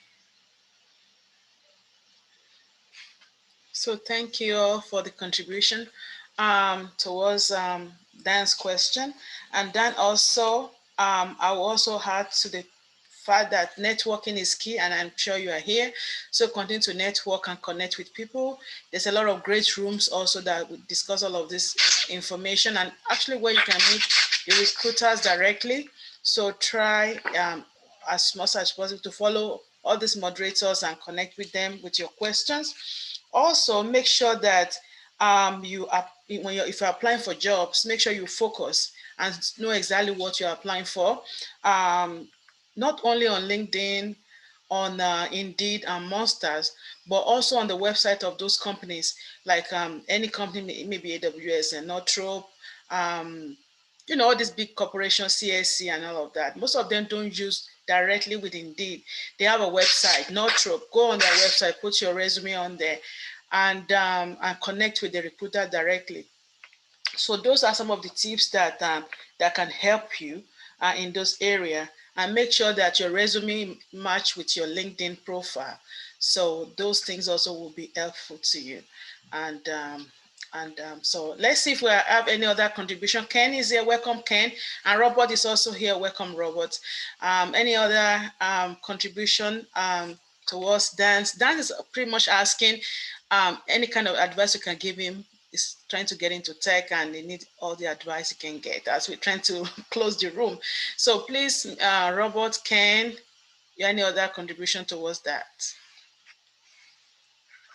Apologies, I didn't join on time. It's been a crazy day, actually, as you can imagine. Without having the context of a lot of things that have been discussed, one thing that I would say, Dan, is make sure you have a passion for whatever it is you're going into, and you have the enthusiasm, because that can easily be identified. Your recruiters looking at you and assessing you can easily identify your passion and enthusiasm. With everything else in terms of technical skills and everything else, some of those subtle things that recruiters will look for. If you're passionate for it, that will come through. If you're enthusiastic for it, that will come through. So don't go into a role or a job purely for them. Go into it because you love what it is and the direction you're going. You earn the money is temporary. And within about 6 months, you get used to the money, and the money enthusiasm, the excitement for the money wears off. What's going to see you through and take you through to the next 5 years, your passion and enthusiasm for the particular career you're going for. So make sure whatever you decide is based on your passion, what you love to do, what you have talents for, and what you're enthusiastic about. So that will be my contribution. Thank you, Temi, for the opportunity. Hope that helps. Yes, I'm sure that helped Dan, right? Robert, do you have any contribution? Hi, Temi. Maybe not specific contribution. I think I'm here, like Dan, maybe more to ask for guidance. And I think, Temi, I know you and Ken heard me a little earlier today in a different room, a different discussion, but essentially trying to do, the same thing, break into tech. Got some background, and I think more kind of seeking advice. But I think maybe not so much specific contribution for Dan. Okay, please go ahead, so I guess Robert. Yes. say, okay, so should I ask or should I just wait? Because I just want to do a time check here as well and make sure I don't want to hold things up if you want to keep moving along. Oh, no, go ahead. You're welcome. Ask your question, please. Okay, thank you. So again, thanks, Dan, for kind of bringing that out, because I think, I guess I feel like I'm not alone, and I like that, so thank you. For those of you who don't know me, I'm Robert. I actually am a project manager, and I've been doing that for some time now. So I've been sort of on the fringes of tech. I've worked on projects with IT infrastructure, software Q&A, software deployments for customers, and then performance enhancements and improvements on the software side, as well as digitalization and data mining, but really primarily in chemicals and oil and gas. And so I think that kind of the thing I'm seeing is, so I'm not completely, so I've got some experience, but it's not 100%. I haven't worked for Apple or Facebook or any kind of company where people would have that immediate perception of, yes, you work in tech.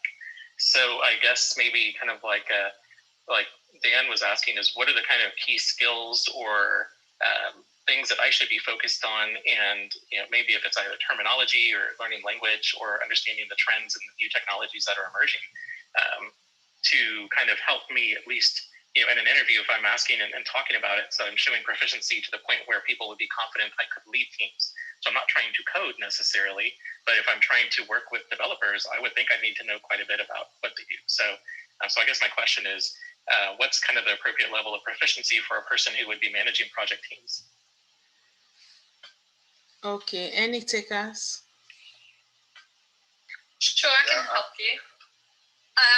I think more importantly is if you want to go into more tech roles, tech's great, but depends on the level that you're going at. So if you want to be a manager and leading a team, is that what I understood, Robert? You want to be developing your career and still, be in a position where you've been managing a team of people that are in tech or developers, for example? So I guess, I'm sorry, my background and I guess what I want to continue doing is project management. So I would say, maybe working with teams, either developing software or doing IT infrastructure implementations, that sort of thing, but actually leading projects with teams, and currently in a consulting role. So even doing customer-facing consulting and implementations for customers, I think would be something that would fit me well. But again, it's kind of, I want to make my specific focus more technology, not just technology within oil and gas necessarily, or chemicals. So if that makes sense. Yeah. So one of my clients that I work with in San Francisco, their team actually develop like circuit boards. They develop programs. They develop software as a service solutions. They develop a number of amazing products for varied customers, and those customers would be the likes of Tesla, they'd be Boeing, and then they'd actually be working for SpaceX and even more software related organizations that are looking for customer engagement tools. So it's a really broad organization, and I think that's what I would be giving you advice to is moving not just for Apple or to go to Microsoft or to go to one of the large tech companies, but maybe working with production within tech organizations where you will get an exposure to working on different products with different types of developers and different types of teams, so that you'll really learn your niche of what you enjoy in tech, because tech is so broad. When you say you want to get into tech, I don't know if that makes sense. For any techies in the room, I hope that made sense, but that's from my recruitment perspective of what I see when I'm hiring people for different teams. Hey, Robert. Hi. Hello again. Let me just double check. I think, are you saying that how do you become a project manager that continues to work in project management but managing technical people and having that understanding of the technologies to be able to manage those people? Is that what you're asking? Yes, because I think, like for now, if I go to another company within chemicals or oil and gas, when I talk to engineering teams that do, process design, that I would understand, and I've got background in. But I guess you're right. It's if I were to work with, say, developers, would I understand exactly what's going on? Or if and I think from my background, I'm looking at, IT infrastructure and hardware, I think that I understand quite a bit more at the moment than I do software. But I think, yes, and that's kind of the question I'm asking is, for whatever area I choose or want to really go into, what, the kind of level of proficiency that I would really need and how to, best go about developing that.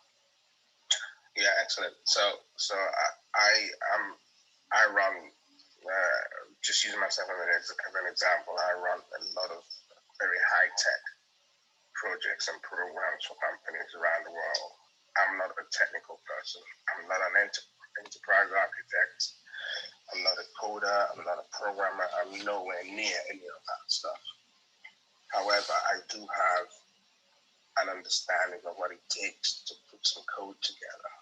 I do have an understanding of what it takes to build an infrastructure, set up data centers, close out data centers, relocate data centers, migrate to cloud, digital transformation, all that stuff. And that just comes from me having the mindset of a continuous learner and immersing myself into whatever new technologies are there. I've had to take some courses, some short courses, introductory courses. You don't have to take the practitioner certification courses, for example. So if you have an idea of what the companies are, the types of companies you're going into and the types of technology development work they're doing, then at least you can do some introductory courses. And some of these courses, if they're introductory level, you'll find a lot of free courses online with Udemy, with Class Central, with Coursera, and so on and so forth. So it's really just a case of, rather than being broad, as Vanessa says, technology is so broad, you used to say, okay, I want to work for, take for an example, Microsoft. And you can say, okay, what are the services in technology Microsoft develop or work, or what are their products? And then you can then narrow it down to that sort of stuff. If you want to work for, say, for an Amazon, then you're looking at things like cloud technologies, cloud security, private cloud, public cloud, hybrid cloud.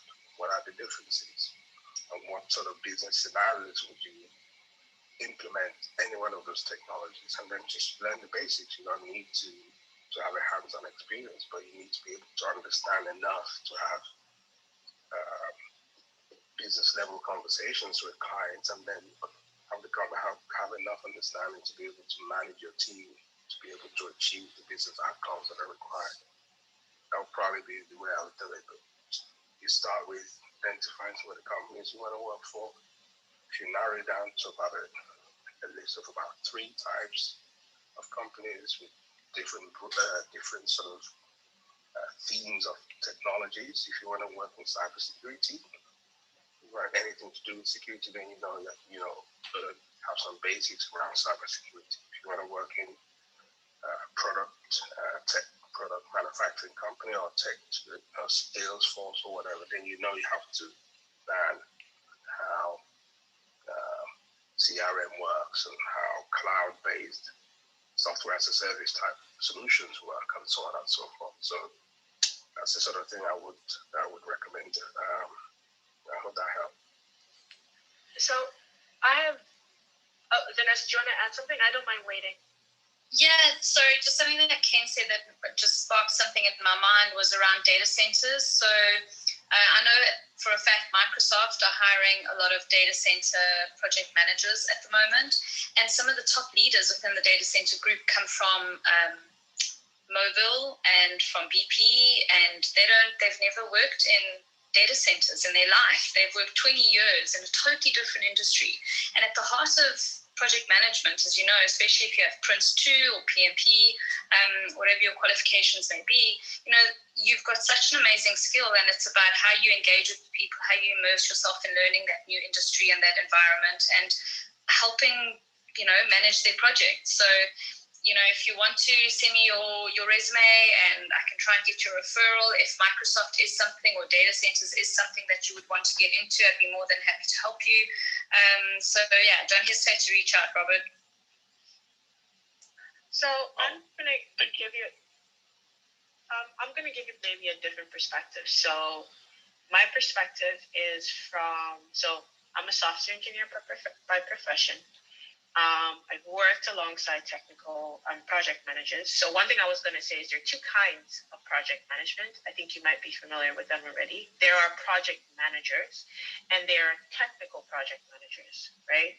So it depends on which one you're aiming for. So I'm going to assume you're going to go for technical project management. Would that be safe to say?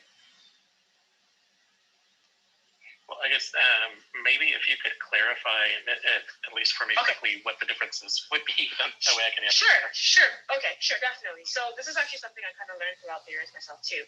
So project managers is just like you being able to deliver a product at the end of the day, right? You don't necessarily have a really in-depth kind of understanding of the technology, but from my understanding and just from my experience of seeing the two work, is with project management, it's like you really rely on the expertise of your team and the way that they estimate things in order for you to be like, okay, so you're going to say it's going to take this long and do that. And then it's like you're really relying on the technical leads, the software engineers, their way of estimation, their way of understanding in order for you to, let's say, map out the queue. So Q1, Q2, Q2, all the queues, whatever the queues are, but like, you know, the Gantt chart to say, okay, the deliverance time is April based on this, based on the time, like, you know, it's really like you relying on the technical skills of others. With technical project management, it's just project management with the layer that Ken was talking about, where you have a better in-depth understanding of the actual technologies that they're going to be using, the processes. From what I've seen, it's doesn't really go in depth as you saying, like, I know what AWS is. Because to be frankly honest, if anyone wants to come to you and say they know everything about AWS, unless you're like an amazing programmer, it's a big system, right? And a lot of it is a matter of you learning as you go, right? But it's not to say that they don't know a lot. It's just they don't, in my opinion, they don't know everything. But it's like you being able to understand it on a higher level to say, okay, so within the process of project management, you get you're going to build, test, and all of that. But then there is like another layer, and I don't know if this is the exact layer. I might be 100% wrong, to be honest, but it seems like they understand the process of, like, you know, wireframing, being able to understand the crude process, being able to understand the architecture process of things, right? So it kind of gives you a better in-depth understanding of what would happen on the software side, therefore giving you another advantage to be able to better foresee potential issues, have a better set of questionnaires that you can actually push forward and be like, well, okay, so based on my understanding of this system, you know, or this architecture or these flows or these process, this doesn't make any sense, right? So it just gives you a better advantage to avoid potential scope creep, to avoid potential issues and having to push a project back with respect to release time. I'm sorry if I'm using a lot of terminologies. If there's anything I say that, you know, doesn't make any sense, please do stop me and I'll try and explain that. But it really just kind of goes into those aspects of software engineering specifically that can cause a project to not be delivered on time. So it works in your favor. So does that make sense? It does, yes. And I think to answer the question, I think I'm sort of in between in my mind as far as where I think I would be most effective. because I think right now I do rely on the expertise of others, but because I have the engineering background, when they tell me something that doesn't make sense, I know it doesn't make sense. So I think, to me, when I see my coworkers who haven't had that, that don't have that same background or have a different type of engineering background, they may not catch those types of things, or they have to ask a different set of questions. So I think, for me, I think, and knowing that how that works for me as a project manager, I think that, so what I haven't heard anyone say is, you need to go out and get all of these certifications. But having the awareness of, okay, if I'm working on IT infrastructure and I'm building out a data center, there are very specific things that I probably need to be very aware of that would help me. And I think that's kind of what it sounds like. That's what everyone's sort of saying in different ways, is there's some fundamental things that I really need to understand. And to me, when I talk about technology, I think I really kind of hone in on IT infrastructure or data centers or hardware, because to me that's so relatable. Software I understand, but I think maybe a lot less. And so I guess maybe I kind of sort of answering my own question in that sense. No, for sure. Okay, so this is the resource that I'm about to give you. It is a technical resource. I don't know with respect to like technical project managers and what that entails, what certs you need to get for that. I'll be frankly honest, I'm not a project manager of any form, so I will not know what to give you in that area. But just as a overall of what I've seen technical project manager have as skills, as a developer, what I would like my technical project manager to understand to better help me estimate, this is the thing I would give you. And I learned this in school. So the course itself was system analysis and system design, right? Now, the whole concept of that, and the reason why I'm recommending along the lines of architecture instead of actually going and learning a specific system is because, let's say, for example, today you're working for AWS, tomorrow you're working for Azure. It's like, okay, so these are two different systems. There must be an underlying theory approach to what can be applied to both, right? So that it doesn't make you obsolete if you go from one job to another. But the reason why I'm recommending understanding the life cycle of the system is because through understanding the life cycle of the system and what it entails to get an end product. So there's a concept of use casing, there is a concept of wireframing, there's the concept of CRUD, so it's CRUD, sorry, I keep saying CRUD, where it's like create, delete, update. So if you know that these sections of the application is going to be able to update or delete or whatever, it gives you a better estimation and understanding of how long things will take. Now, the reason why I'm saying these are very very important aspect to have is because, one, these are some of the jargons I've seen happening when we're having meetings with my manager or my project manager, and I'm trying to explain processes to them. Especially when we're doing like A/B testing or regression testing, I kind of have to sit down with my technical project manager, walk him through the process. He kind of understands what I'm doing or saying, and then he's able to better estimate, like, okay, so this is going to take this amount of time because I can understand and visibly see the level of complexity. So I would recommend maybe looking into a life cycle of a software application and how long it actually takes to get to production. So what aspects they would have. Now, I know because you're a project manager, or in this case, that would be a technical project manager, you will probably be working side by side with, depending on how big the company is, a product manager, a scrum master that kind of helps you figure things out. But you being able to have those set of skills allow you to be in an area in which you can actually potentially foresee scope creeps, give worst case scenarios, because I mean, anybody here, do correct me if I'm wrong, but you have the concept of mapping out a life cycle of an application from beginning to end. And in order for you to do that, you need to understand the details of what makes it, aside from the architectures, but the flows and processes as well. So I would recommend looking into like system analysis and design. They give you a high enough understanding where it's like an application will have a wireframe, use cases, potential, a CRUD usually, and then you kind of understand different components in that. I think Ken and Vanessa touched on some of the potential components as well. There is a higher level where it's like just the end-to-end, If I wanted to get an application from beginning to end, how do I know my requirements? How do I jot them? How do I estimate how long they actually take? That might be helpful as well. This was something I don't do it by profession, but I had to do it at school. And I understood that, because I had an advantage of being a software engineer, I could better estimate how long things took.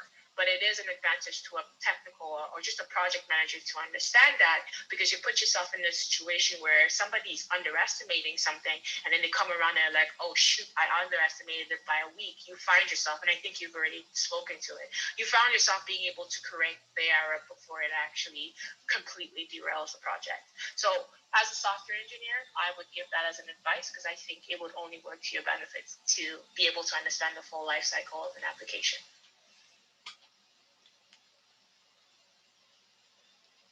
Thank you so much. Robert, does that answer your question?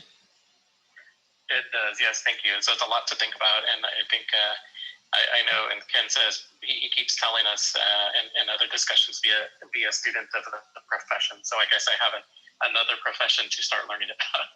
So thank you for that. Yeah, that's very true. Thank you, Esther. Thank you, Vanessa. Thanks, Ken, for that input. Also, being a software engineer all my life, I started off as a software engineer. So everything that Esther said, I can echo that, because it's very key. When you're a project manager, it's okay. When you get in, you are not technical, that's okay. But as time goes on, you need to start speaking a language. You need to start being not too technical, but at least technical enough to be comfortable to discuss with both your team and the customer. You need to speak the language, and I think you got it, because based on what you were talking about AWS and all this cloud stuff, you got it. You'll be fine. But just continual education. Continue to educate yourself. Going online, studying, going on YouTube. There's a lot of stuff on there that will help you understanding the system design, system analysis, and all of that will help. The life cycle development, and also agile, because everything now is going agile, Scrum, and all of that. Also understanding that concept, that area of project development will also help you. So I really thanks everyone for your input. We're supposed to finish this room at 8, but it's 8:12, which is which is great. That means we're having fun. So I really appreciate everyone for joining us. We're discussing tech interview question decoded part 1. So on Sunday at 4 p.m. we're going to be discussing part 2. And I really appreciate everyone. We're trying to close down the room now. Before that, I'll start with Jessica. Do you have any last comments, takeaway for everyone about interview questions? Any quick takeaway? We start from Jessica and we go all the way up. As far as tech interview questions, I think I gave the biggest tip earlier, that when they ask you the question, don't be scared to, like, if you're nervous, don't be scared to ask someone to repeat it. It's better to repeat it than to not answer the question. Because when I used to be in interviews, a lot of people just never answered the questions. So always, if you think if there's even a slight misunderstanding, ask them to reiterate the question, and also repeat the question throughout your question to, one, reiterate to the recruiter, who is also a human, with error, that you are answering the question. And also it helps you remember to stay on track. And then that way at the end, when you get, it's like writing a paper in college or in school, when you get to your conclusion, if they feel that you didn't answer, like if they feel there's something missing, they know for a fact that you have said the conclusion to the question, and it gives them the opportunity to ask you additional questions to pull the answer out of you. But sometimes if they're not sure that you answered the question, they'll just move on. So that's honestly the biggest one. My name is Jessica. Thank you. Ken, you are next. 1 minute or less. One quick tip. Take away. Ken. Without having been in this room from the start, what I will say is just relate everything you talk about to your experience, if you can, where you've been able to solve specific problems. They're asking you about particular technology. Do you know a technology? And of course, if you know the technology, you say you know the technology. But if they if they give you a free rein to answer the question, what you want to demonstrate to the recruiter is your ability to problem solve within the sphere or within the scope of that technology, and how you've been able to add value. I hire people myself, I recruit people. What I always look for is how have you been able to navigate specific problems in your professional practice? And if you can demonstrate that and give examples, always remember to give examples of where you've been able to solve specific problems. That's what recruiters look for. They want to be able to relate that to their environment, to prove now, to show that you can help them solve problems. You are hired to go into an organization to help solve problems and add value. So if you can do that, that cannot be a bad thing to do. So this is Ken. Thank you for the time, and I'm done speaking. Thank you, Ken. Ms. Toots, just one quick tip as we round up. Okay, I think Ms. Toots is busy. Robert, oh, okay. Robert, you have, okay, don't worry. Since you have questions today, you are not the moderator, but we honor you with the badge, green badge. So thank you, Robert. Vanessa, do you have any quick tip? Yeah, I think the more prepared you can be for a technical interview around looking at the job description, speaking to the recruiter, understanding what are the projects that the organization are actually working on, who are the clients that they currently work for, so that you can preempt the type of technologies that are going to be critical to that business. What I've seen that's been amazing with certain candidates is that they've taken the initiative to test their own technical skills by signing on to sites like Pluralsight, where you can test your Java or C# or React skills, where you have an independent review of whether you are at beginner, intermediate, or expert, and they come to interviews with that, so they actually have something that's an independent assessment to talk through in terms of their strengths and their development areas, and be honest. There's nothing worse than being in a tech interview where somebody is trying to say that they do know or have experience in something, and then they stumble through because they're not just being honest. If a recruiter asks you, or a technical hiring manager asks you a question that you have no experience in or don't understand, it's okay to say, I'm sorry, I don't have experience in this, but I can show you a strength in something else, and then sell yourself in another system that you know the company is working on. And yeah, that's me. And it's Vanessa, and have a lovely weekend, everyone. Thank you, Vanessa. Thank you so much. Esther, you're next. Quick tip. Yeah, sure. I think with everything that we do in life, we just have to remember that we're human.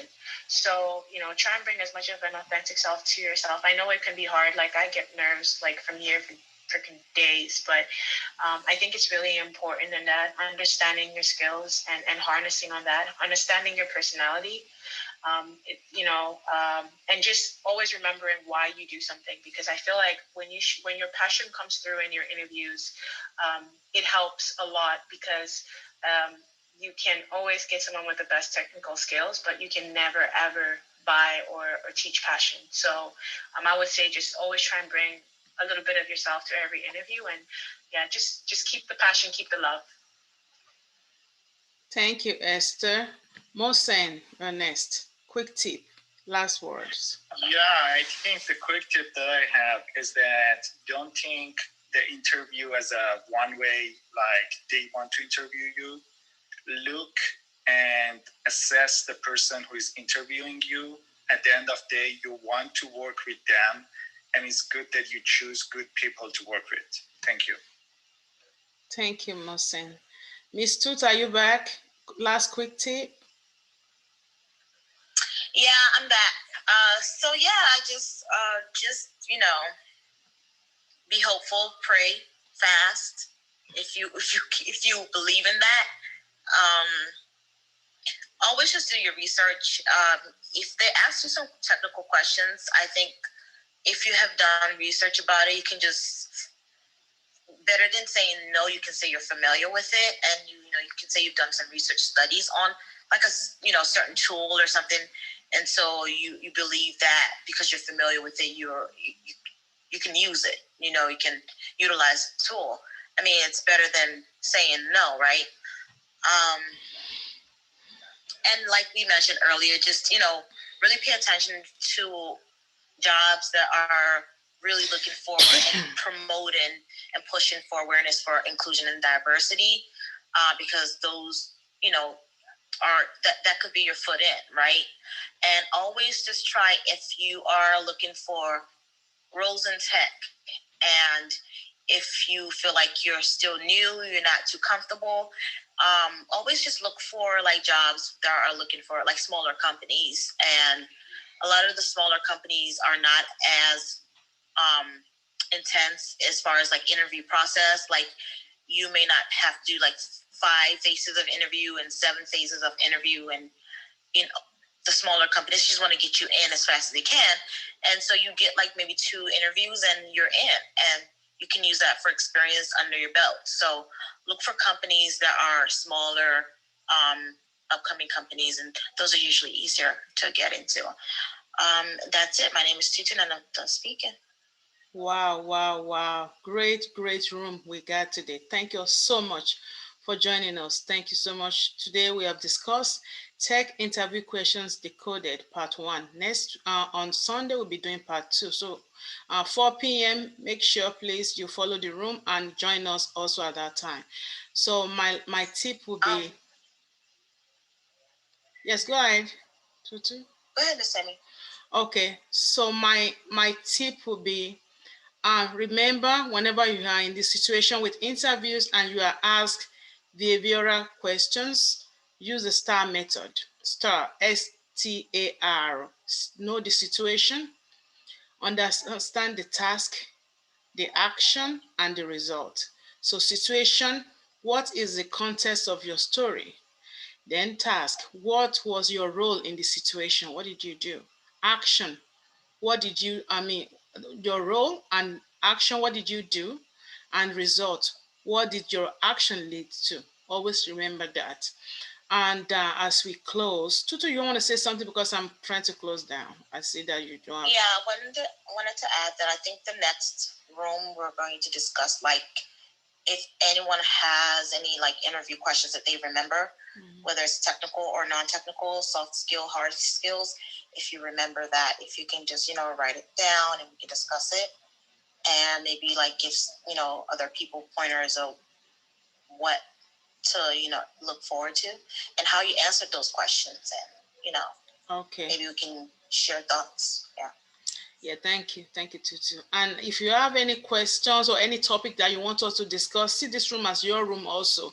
You're always welcome to come in here and, text me, follow me on LinkedIn, on Instagram. Give us idea. Let's work together and empower our community. So I thank you all so much. For people that celebrate Easter, I wish you happy Easter. And I just want to encourage you to be empower someone out there. It might be that little boy in the corner, that old lady, that old man, that little girl. Empower someone in your community. It's one person at a time. Let's continue to do the good work we're doing. Make a change in the life of someone today. And I wish you all the best. And I just know that don't let the situation right now with the pandemic and all that weigh you down. This too shall pass and things will get better. Thank you all so much for joining, and I wish you all the best. God bless everyone, and have a good night. Bye-bye. Thank you. Thank you, Ms. Temi. Thank you all. Good night. Good night, everyone.